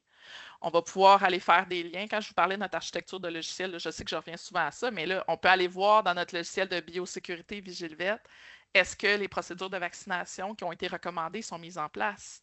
Est-ce que pour un troupeau de 100 vaches, j'ai simplement vendu 5 doses cette année ou tout ça fait du sens ensemble? Et j'aimerais évidemment beaucoup faire un lien avec les maladies dans le DSA Expert. Ça, c'est la première étape future. Elle est confirmée, on a le financement. Après, ce qu'on veut faire, c'est comptabiliser l'utilisation d'hormones, qui est un enjeu important aussi, et complètement comptabiliser tout ce qui est vendu sur les fermes, en fait, pour faire vraiment le meilleur portrait, le meilleur bilan sanitaire des installations de tout cheptel, en fait. Pour la télémédecine, on vient aussi de conclure un accord avec le CHUV. En fait, nous, on avait des espèces qui étaient ciblées dans notre convention initiale, mais on veut ajouter des formulaires parce que clairement, l'enjeu de ruche, par exemple, en maladie n'est pas du tout le même qu'une vache qui ferait de la mamite, vous le comprendrez aisément. Donc, on va créer des formulaires pour l'apiculture et l'aquaculture, des secteurs qui, en première ligne, sont peut-être moins bien desservis au Québec. Je ne dis pas qu'il n'y a pas de service, c'est pas ça, mais c'est plus difficile de trouver quelqu'un. Et on a aussi une collaboration de prévue pour le nord du Québec qui implante une clinique vétérinaire pour les canins et les félins. Donc, c'est un petit peu plus loin de nous qui travaillons habituellement avec des grandes populations animales. Mais en fait, l'application s'y prête tout à fait. Donc, on travaille avec eux là-dessus. On est présentement en phase de test aussi pour un agenda géolocalisé. Donc, c'est une collaboration avec une compagnie française qui permet de tracer nos clients et nos vétérinaires sur la route, où est-ce qu'ils sont rendus. Donc, permet de mieux gérer l'agenda. Permet aussi, si c'est du personnel technique qui fait l'attribution de cas, qui est moins habitué ou qui a des énormes territoires, de défaire le petit, des fois, compas biaisé dans l'œil, à savoir qui est le plus proche, est-ce que je peux livrer des médicaments, ces choses comme ça. On va aussi être capable de cibler les clients selon les espèces présentes à la ferme. Donc, un exemple qui serait incroyable, que là, on n'était pas tout à fait prêt, mais entre autres, comme vous savez, avec l'émergence, la montée des codrages, ben, on aurait pu dire, ben, cette région-là, toutes les municipalités envoyer une communication automatique de dire, ben, on a un programme de prévention 100% subventionné. Donc, quelque chose de très prometteur aussi. Transcription IA, donc Dr. Francos en a parlé un peu. Ben, nous aussi, on est dans cette réalité-là. Donc, ce qu'on voit beaucoup, on est présentement en pilote, toujours avec des praticiens qui acceptent de donner de leur temps pour nous aider à répondre à leurs besoins, en fait. On teste des applications pour faire de la transcription automatique de la voix, que ce soit directement dans la ferme, à côté de la vache, alors qu'on l'examine et qu'on discute avec le producteur ou la productrice, ou quand on est dans le camion et qu'on veut faire notre rédaction de notes. Donc, on voudrait intégrer ça dans notre VetExpert, améliorer notre tenue de dossier aussi avec ça, améliorer la qualité et toujours être conforme à nos normes de l'OMVQ. On a aussi un projet plutôt d'un point de vue économique, donc un outil, cette fois, si je ne me trompe pas, du Danemark, qu'on cherche à implanter. En fait, c'est un outil très solide qui est basé sur de la médecine factuelle publiée, qui va nous aider, par exemple, à dire, à atteindre des objectifs. Si toi, tu diminues ton incidence de mammites de 10%, quel impact ça va avoir financièrement sur ton troupeau. Tu sais, par exemple, je vais avoir moins de réformes, donc elle va vivre plus longtemps. Ça prend en compte vraiment plusieurs facteurs. Donc ça, on débute le pilote la semaine prochaine. Et de façon plus granulaire à l'interne, on est en train de peaufiner une analyse économique. Je parlais tout à l'heure que des fois, on a des rencontres de syndicats de gestion, des choses comme ça, ou des producteurs très performants qui veulent être encore plus performants. Donc, on veut savoir, on veut déterminer la fraction des coûts qui sont reliés à du curatif versus des soins préventifs. Je dépense combien en frais médicaments par année? Je dépense combien en termes d'urgence par année? Est-ce que je suis autonome? Est-ce que je devrais apprendre des gestes d'urgence? Oups, ça peut être subventionné par le PISAC. Donc, on a tout ça en tête pour soutenir les producteurs. L'outil d'étalonnage des troupeaux, je vous disais, c'est le premier chapitre. On est présentement en train de travailler sur la productivité laitière. La productivité des troupeaux, la dernière fois qu'elle avait été analysée, c'était en 2011. Donc, on était bien dû pour une mise à jour. On est en train de faire ça. Mais ce n'est qu'un chapitre parmi d'autres. Moi, ce que je veux faire après ça, c'est on va ajouter l'incidence des maladies, la caractérisation de la réforme. Puis tout ça, c'est extrait du DSA Expert. Donc, comme je vous disais, on continue de sensibiliser les gens à encoder des données, mais ça fait que de façon assez passive, en fait, on récolte vraiment toutes les données d'épidémiosurveillance de la ferme. Puis ça nous permet de voir les déviations par rapport à la normalité. Puis je peux même les voir par région. Donc, ça me fait vraiment un réseau d'épidémiosurveillance extraordinaire. Puis j'y crois beaucoup, en fait, à ce projet-là qui avance bien. On travaille aussi, on est plus au niveau de l'analyse de ça, de l'application santé des veaux. Donc, les veaux qui sont un petit peu laissés pour compte. Souvent, on les écorne, on les vaccine, puis le vétérinaire, je parle surtout, va moins les voir avant qu'elles soient comme en période plus de production. Donc, on veut aller améliorer le suivi par des graphiques, par un module, pardon, dans l'application où est-ce qu'on va faciliter l'encodage de données, faciliter le retour de données, quelque chose de visuel, de stimulant pour les producteurs, puis les intervenants aussi. Évidemment, eux aussi, je veux les étalonner à long terme. Je vais peut-être passer ça, mais on avait des projets aussi dans VigilVet, toujours pour améliorer la biosécurité, entre autres pour les médicaments, mais aussi pour l'élevage vache-veau en collaboration avec l'Alliance Biosécurité bovine du Québec. Donc, le mot de la fin, comment nous, chez DSHR, on optimise le travail des médecins vétérinaires, c'est vraiment avec une efficacité des opérations augmentée.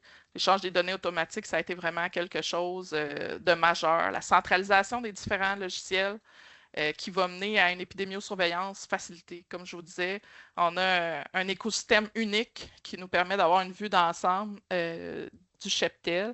On a aussi des très belles relations avec nos clients.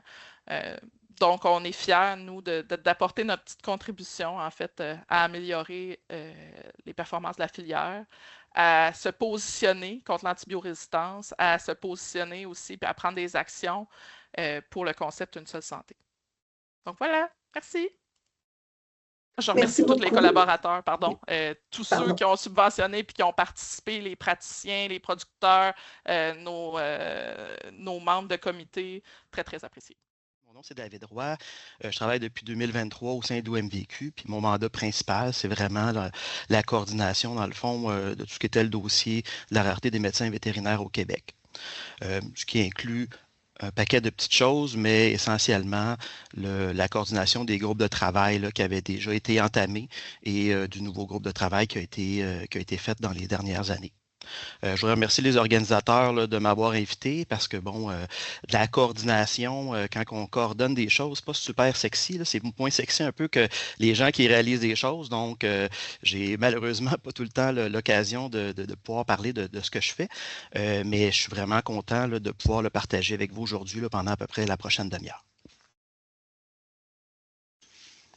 Donc, petite leçon d'histoire.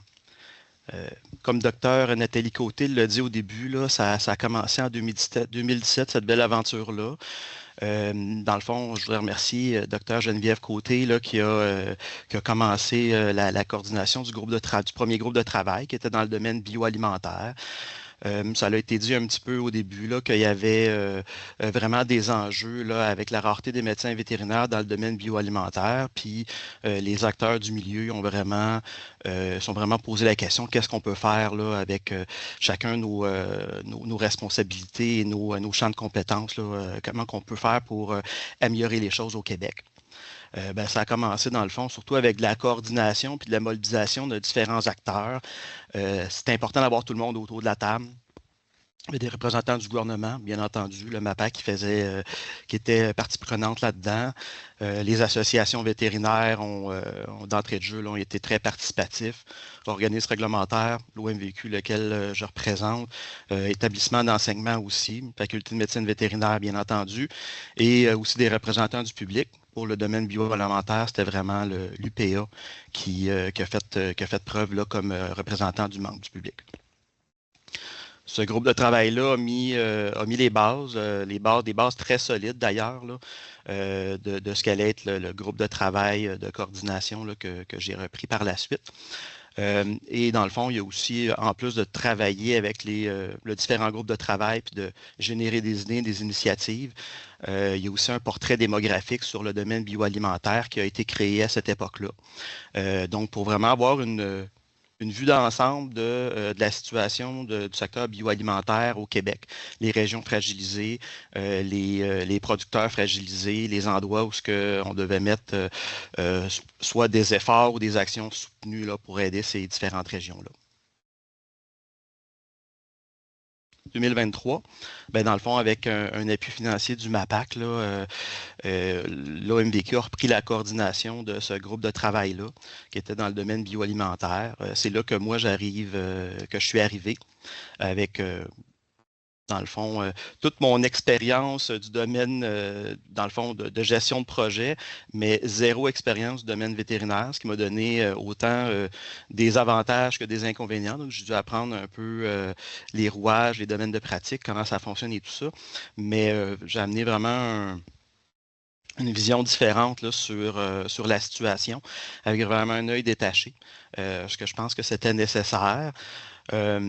Dans le fond, la coordination là, venait avec un paquet de membres, en plus de reprendre la coordination des groupes de travail. Il y avait aussi quelques petites choses qui étaient ajoutées, que je vais vous parler un petit peu plus tard. On est rendu un petit peu plus tard. Dans le fond, en 2024-2025,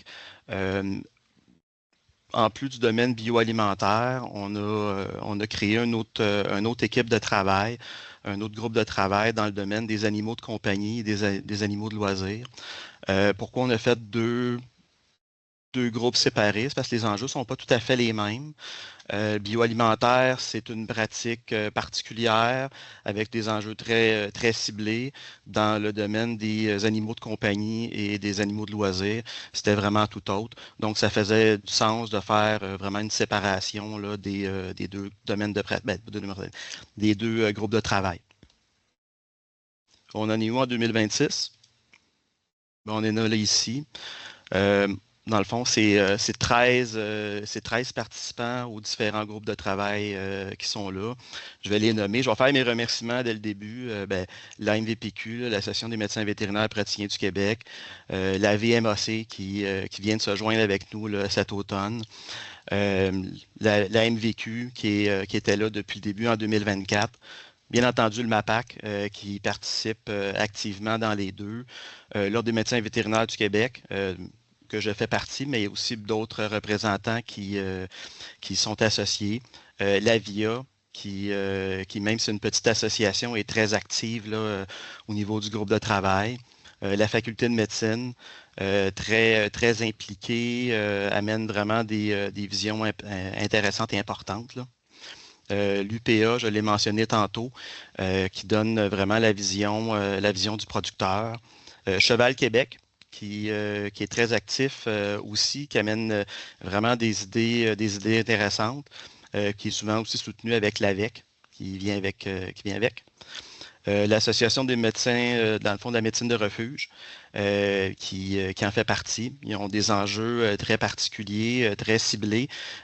Puis c'est intéressant de, voir qu'est-ce qu'ils font, puis de comment ils amènent la médecine de refuge à un autre niveau. Et la TSAC, c'est pas des médecins vétérinaires, mais les techniciens, ou on doit dire les technologues en santé animale, sont très importants dans tous les domaines et c'est important qu'ils soient à la table avec nous. Je vais parler un peu, tout ce qui est en noir, en gras, c'est ce que je vais parler dans mes différentes diapositives. Donc, je vais parler un peu de la coordination des groupes de travail. Qu'est-ce que c'est le travail de coordination, puis qu'est-ce que ça l'a amené. Je vais parler un peu des stratégies qu'on a amenées là, dans les dernières années. Je vais parler bien sûr du plan d'action. Je coordonne des actions, des initiatives. Donc, il faut s'assurer qu'on puisse les suivre et voir l'évolution de celles-ci. Je vais parler du portrait démographique, surtout avec les nouveautés de cette année, là, de l'édition 2025. Les deux points que je ne parlerai pas, ou je pourrais en parler peut-être plus en détail à la fin s'il reste du temps, c'est vraiment la méthodologie pour la création d'un indice de fragilité. Essentiellement, c'est de s'assurer qu'on puisse donner des scores à des régions et à des domaines de pratique pour retirer un peu toute la vue, feeling, sentiment qu'on a pour on pense que dans telle région, c'est plus problématique, mais de vraiment s'appuyer sur des données démographiques, des données statistiques qu'on est capable d'aller chercher pour tous les domaines de pratique. Donc, s'assurer que pour exemple, le MAPAC, de mettre de l'argent au bon endroit pour les associations, quelle région on devrait cibler, la faculté, quelle région aussi a des enjeux particuliers où on pourrait aller faire des vérifications. Donc, c'est l'indice de fragilité va être disponible dans le prochain portrait démographique qui va sortir cet automne, cet hiver.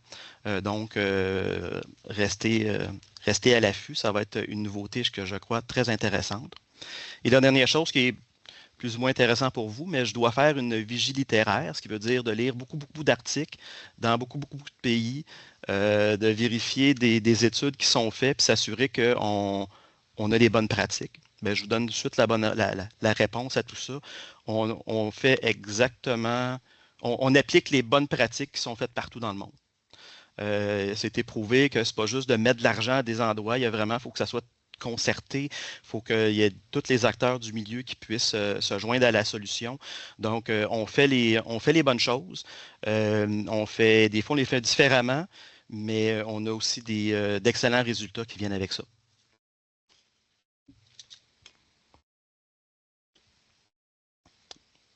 Donc, la coordination des groupes de travail, qu'est-ce que c'est? Ben, c'est exactement ce que ça dit. C'est de s'assurer que les groupes de travail sont capables de bien travailler ensemble, de s'assurer qu'ils puissent se voir, qu'il y a de la collaboration qui se fait, de remettre en question les affirmations qu'ils donnent, de voir à ce que différentes actions, ben, de s'assurer, est-ce qu'on la garde, on la rejette, est-ce que c'est encore d'actualité, aussi d'avoir l'information sur ce qui s'en vient, puis de vraiment poser un regard un peu plus critique là, sur les actions du comité. Une des choses qui a été faite en termes de coordination ou quand je suis arrivé, c'était vraiment de revoir la stratégie. Pénurie de médecins vétérinaires, si vous ne le saviez pas, je vous l'annonce, c'est pas un problème, c'est pas un problème avec une solution, c'est des multiples raisons qui font qu'on a une pénurie de médecins vétérinaires. Donc, c'est vraiment de s'attaquer au problème, mais avec différents fronts, plusieurs fronts en tant que tels. Pour visualiser ou orienter ou cibler certains fronts, dans le fond, en 2023, on a revu un petit peu les différentes stratégies pour rendre ça peut-être un petit peu plus simple. Puis on se base sur 5 piliers que je vais vous présenter. Donc, les 5 piliers sont les suivants. Le premier pilier, non le moindre, c'est augmenter, qui est essentiellement tout ce qui touche à de l'ajout de professionnels vétérinaires, d'effectifs, que ce soit des initiatives pour faciliter l'arrivée de médecins vétérinaires de l'étranger, par exemple, pour venir œuvrer ici au Québec, que ce soit la faculté de médecine vétérinaire qui a ouvert un campus à Rimouski, ça amène plus de gens qui sur le marché du travail, bien entendu. Les mouvements à travers le Canada aussi sont importants. Donc, c'est toutes les initiatives qui tournent autour de vraiment l'ajout propre de professionnels. La deuxième chose, c'est retenir. Donc, c'est beau d'ajouter des professionnels. On doit s'assurer, dans le fond, qu'on ait une rétention de ces professionnels vétérinaires-là, que ce soit pour s'assurer qu'on les garde dans le monde vétérinaire, dans un domaine spécifique. Donc, toutes les actions qui sont prises en compte là, pour vraiment les garder dans le beau domaine de la médecine vétérinaire. Même si parfois, ils vont partir d'un domaine vers un autre, on les garde quand même dans la force de frappe globale, même si ça peut fragiliser un certain domaine. Donc, ça touche beaucoup de choses. Ça peut toucher, des fois, on parle du bien-être animal, mais ça touche aussi le bien-être humain. Là. Donc, des médecins vétérinaires, dans certains cas, ils vont quitter pour des raisons personnelles. Donc, c'est de s'assurer, est-ce que c'est pour les bonnes raisons? Est-ce qu'on peut les orienter vers d'autres choses, vers des produits, vers des services? Donc, la portion vraiment retenir est importante. Optimiser. Dr. Fréchette, je pense, a fait une belle présentation de ce que c'est vraiment des initiatives d'optimisation. C'est tout ce qui touche, dans le fond, à l'amélioration des processus, des procédés, des outils, de faire plus avec moins. Donc, les outils technologiques, ça amène beaucoup de possibilités. Il y a beaucoup de la réfraction au changement. Dr. Fréchette en a mentionné un petit peu là, dans ses réponses en dernier.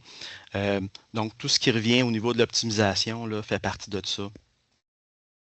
Valoriser. Valoriser, c'est dans beaucoup de cas, surtout pour les associations, mais pour à peu près tous les acteurs, c'est un peu le pain et le beurre de tout le monde. C'est tout ce qui améliore la perception, dans le fond, d'un professionnel vétérinaire, des employés de soutien, mais tout ça auprès du public. Donc, que ce soit par la représentation, des communications, des campagnes, des initiatives comme l'UPA pour bien manger, un peu plus la campagne, là, mais pour aller sur les fermes, pour que le public puisse aller sur les fermes et voir là, un peu comment ça se passe. Donc, toutes ces initiatives-là là, sont vraiment au niveau de la portion valorisée. Et la dernière qui est plus celle qui me concerne, c'est tout ce qui est la collecte d'informations, vérification d'hypothèses. Des fois, on a des hypothèses, il faut aller les vérifier, les valider. Donc, ça rentre là-dedans, d'avoir les données probantes pour valider une hypothèse ou l'invalider. Tout ce qui rentre au niveau des analyses et des communications des informations. Donc, un peu tout ce qui touche dans le fond, le data, les informations factuelles. Donc ici, si on enlève explorer, j'ai fait une présentation visuelle là, du nombre d'initiatives que les membres du comité ont selon les différents piliers. Donc, vous pouvez voir que le pilier valorisé est beaucoup plus important important ou plus gros que les autres. Ça ne veut pas dire que les autres ne sont pas plus importants. C'est juste que dans beaucoup de cas, valoriser, c'est vraiment la mission des organismes ou des gens qui sont là. Mais les autres sont tout aussi importants. Vous voyez qu'on travaille quand même de façon assez concertée et de façon égale à peu près partout.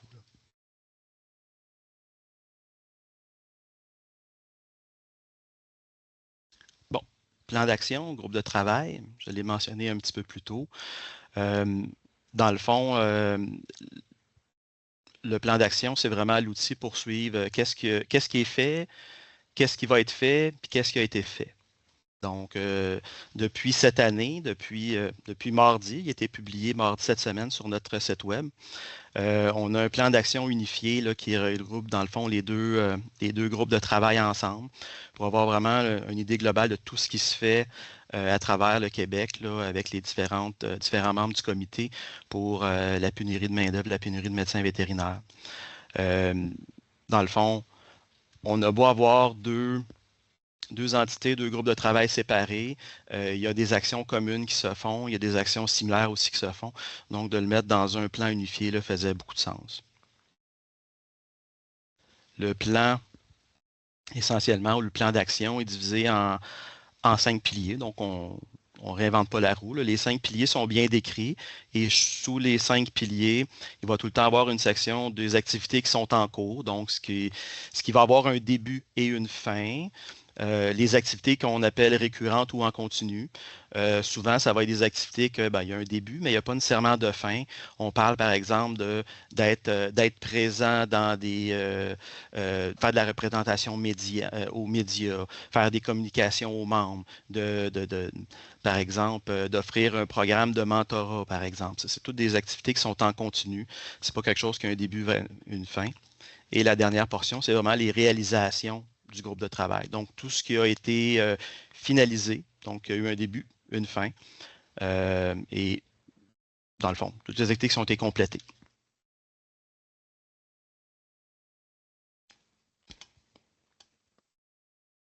Je vais parler de quelques activités porteurs.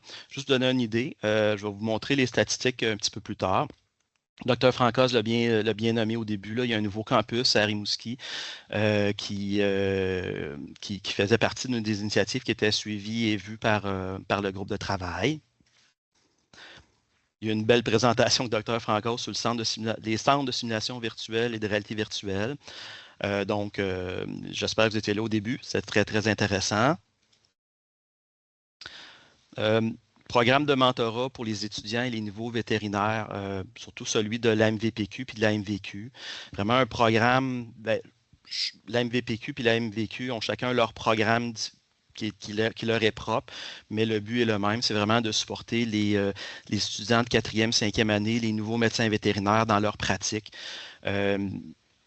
Les statistiques le montrent, c'est le premier 5 ans qui est critique pour garder un jeune médecin vétérinaire, soit dans son domaine de pratique ou même dans le domaine vétérinaire.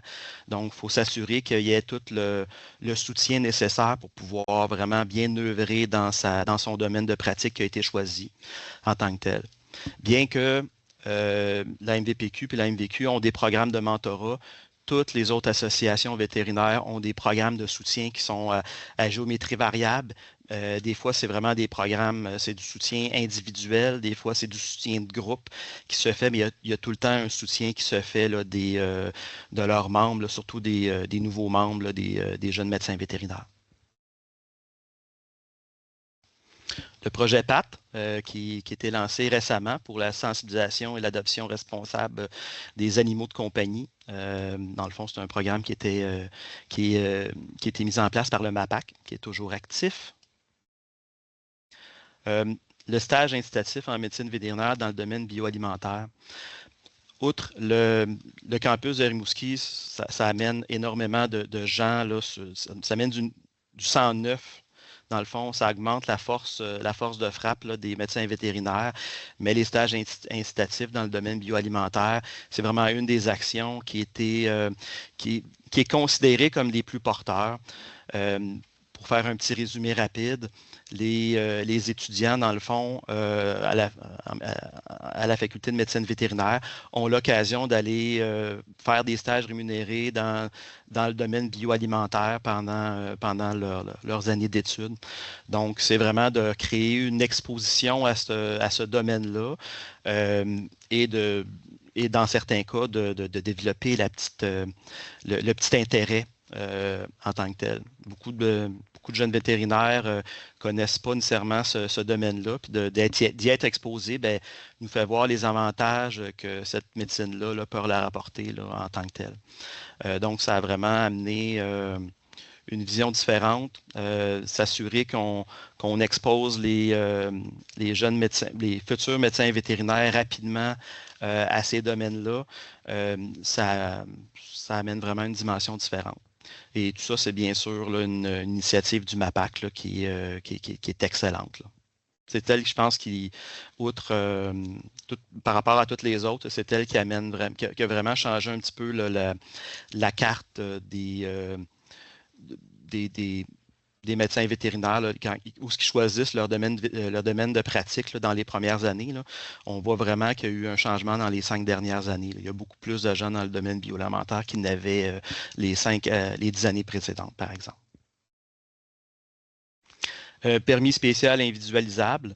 C'est un nouveau permis qui existe à l'OMVQ qui permet, dans le fond, à un médecin vétérinaire qui est issu de l'étranger, quand il vient ici, là, de pouvoir, avec des critères bien entendu, là, mais un coup qui a passé toute la liste de critères, de pouvoir venir travailler au Québec dans un domaine en particulier. Par exemple, un médecin vétérinaire algérien qui aurait travaillé 20 ans dans les bovins pourrait venir ici et travailler uniquement dans les bovins sans avoir à aller chercher un permis régulier, par exemple, ou un permis restrictif temporaire qui était la voie standard, là, qui donne un permis généraliste. Là. Mais il va être cintré, dans le fond, à ce domaine-là en particulier. Donc, c'est un nouveau permis qui va, je l'espère, parce que c'est tout nouveau, aider, dans le fond, dans les domaines un peu plus critiques, là, et aider aussi aux gens pour le recrutement. Et dernière des choses, la collecte des motifs de départ des médecins vétérinaires qui se fait depuis 2023. Là, on parle, depuis 2023, il y a une collecte de données qui se fait. Un médecin vétérinaire qui se désabonne de l'ordre ou qui quitte l'ordre des médecins vétérinaires, on lui demande maintenant pourquoi. Donc, tout ce qui est un départ à la retraite ou un déménagement aux États-Unis, outre-mer, par exemple, ne fait pas partie de ça. Mais si la personne dit qu'elle quitte pour aller travailler dans un autre domaine, bien, on fait une petite entrevue avec cette personne-là. On lui demande de remplir un sondage selon ce qu'elle préfère. Il n'y a pas beaucoup de gens, c'est entre 2 et 5 par année, mais les informations qu'elle donne sont très intéressannes parfois et des fois, c'est juste la pointe de l'iceberg pour aller creuser peut-être plus dans certaines problématiques. Ça ne veut pas dire que c'est un problème généralisé, mais des fois, ça donne une vision différente un peu là, puis, sur les motifs de départ. Bien sûr, ça prend des données. Donc, depuis 2017, c'est 58 initiatives là, qui ont été documentées, colligées par ces groupes de travail-là. Présentement, il y en reste encore 37 qui sont actives ou récurrentes. La distribution, c'est à peu près moitié-moitié qui sont actives, donc qui vont avoir une date de fin. Et l'autre moitié, c'est à peu près tout ce qui reste récurrent en tant que tel. Et on a à peu près 21 réalisations qui ont été complétées à ce jour. Donc, c'est vraiment un groupe qui est très actif. qui a vraiment amené plusieurs choses. Et toutes les initiatives, il n'y en a pas une qui a été retardée là, ou qui a été mise de côté. C'est vraiment toutes des initiatives qui sont encore actuelles, d'actualité.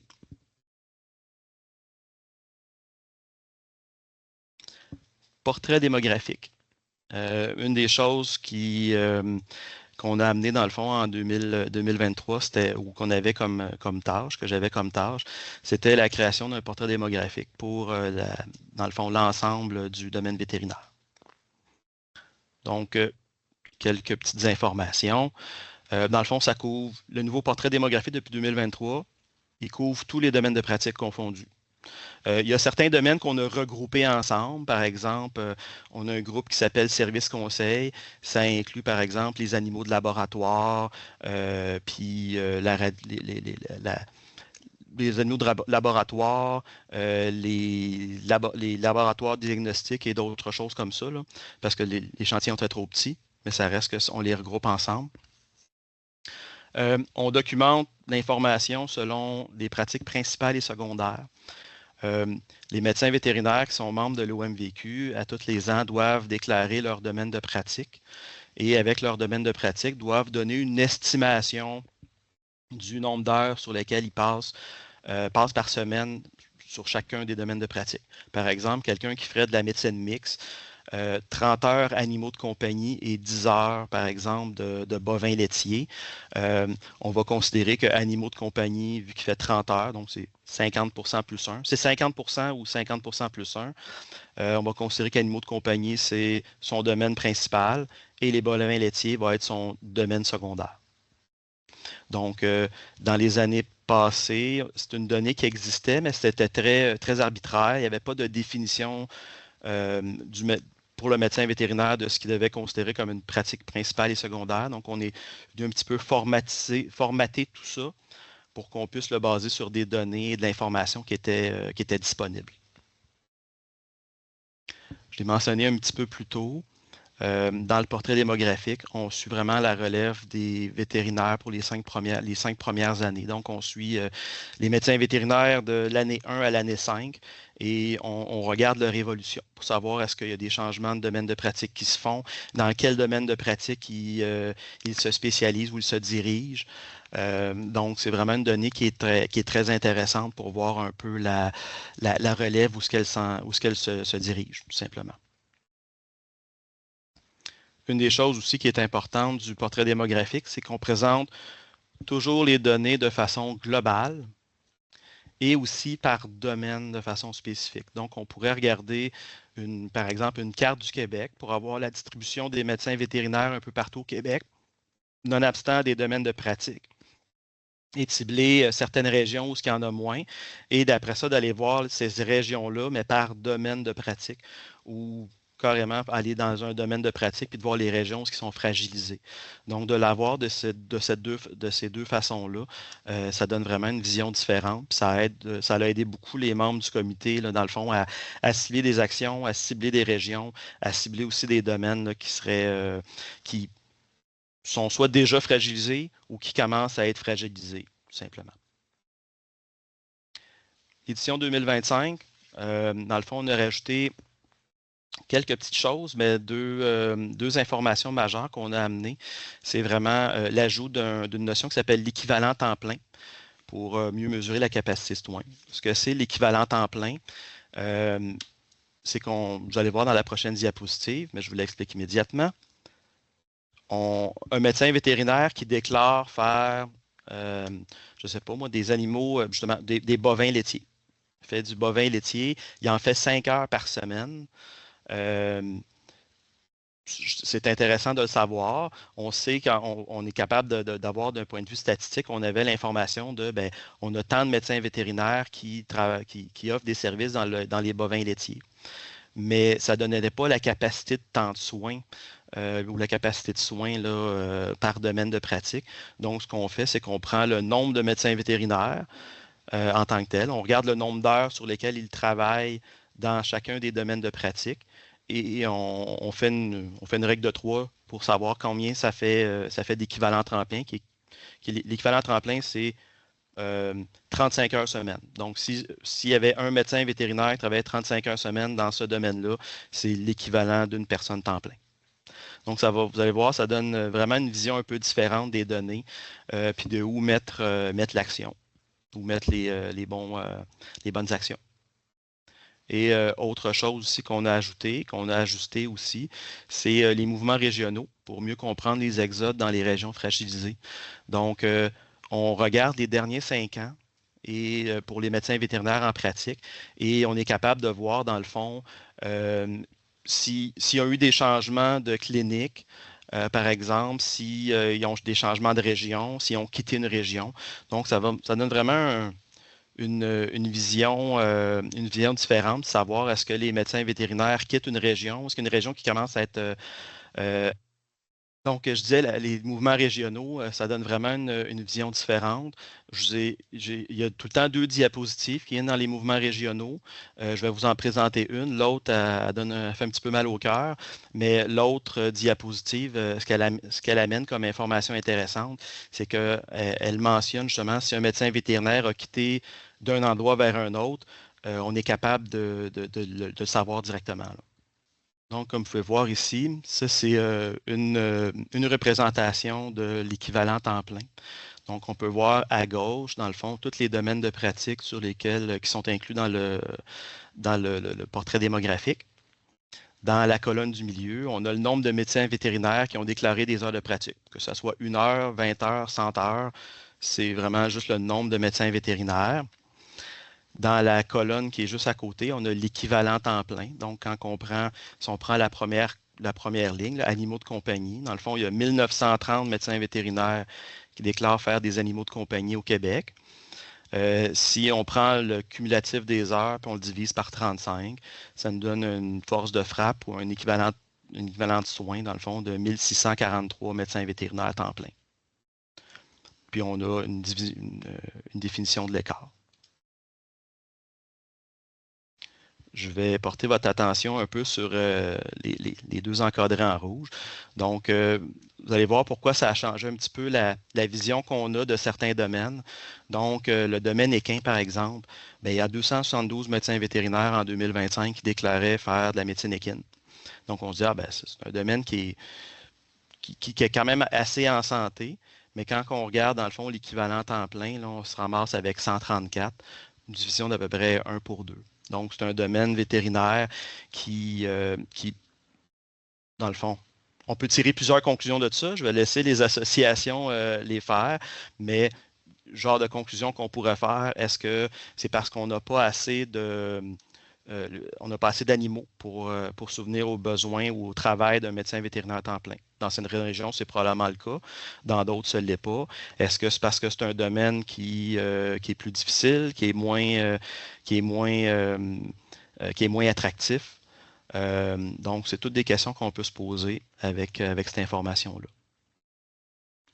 Quelque chose qui est encore plus parlant, les petits ruminants, bien, on a 217 médecins vétérinaires qui déclarent faire des soins aux petits ruminants, mais l'équivalent temps plein Québec, quand on prend toutes les heures, c'est 13.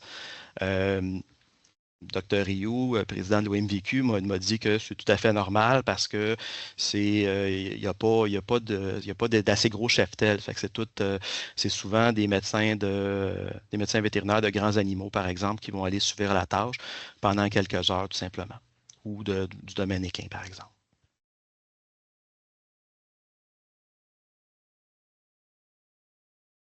Ici, vous voyez un petit peu là, qu'est-ce que ça peut ressembler, une diapositive ou une feuille là, sur les mouvements des médecins vétérinaires. Donc, on a à gauche complètement les différentes régions du Québec, bien entendu. Après ça, on a les déplacements internes. Un déplacement interne pour les fins statistiques, c'est vraiment quelqu'un, par exemple, qui travaille en Montérégie, puis qui part de la clinique A vers la clinique B qui est toujours en Montérégie. Donc, elle a changé d'établissement, mais elle reste dans la même région. Donc, le temps de soins, si on pourrait dire, ou l'offre de service reste dans la même région. L'arrivée dans une région, c'est vraiment quelqu'un qui offre des soins dans une nouvelle région où il n'était pas les 6 mois auparavant. Le 6 mois auparavant est important parce que c'est pour éviter justement qu'il y ait des faux positifs en lien avec des gens qui quitteraient une clinique, prend un mois de vacances par exemple, puis commence dans une nouvelle clinique, là. Donc, on aurait vu une petite différence. Donc, l'arrivée dans une région, c'est vraiment la personne n'était pas dans cette région-là et elle arrive dans cette nouvelle région-là. Et le départ de la région, c'est le contraire, dans le fond, de l'arrivée. Donc, c'est quelqu'un qui quitte la région pour une autre région. Et le différentiel, ben, c'est un moins l'autre, tout simplement.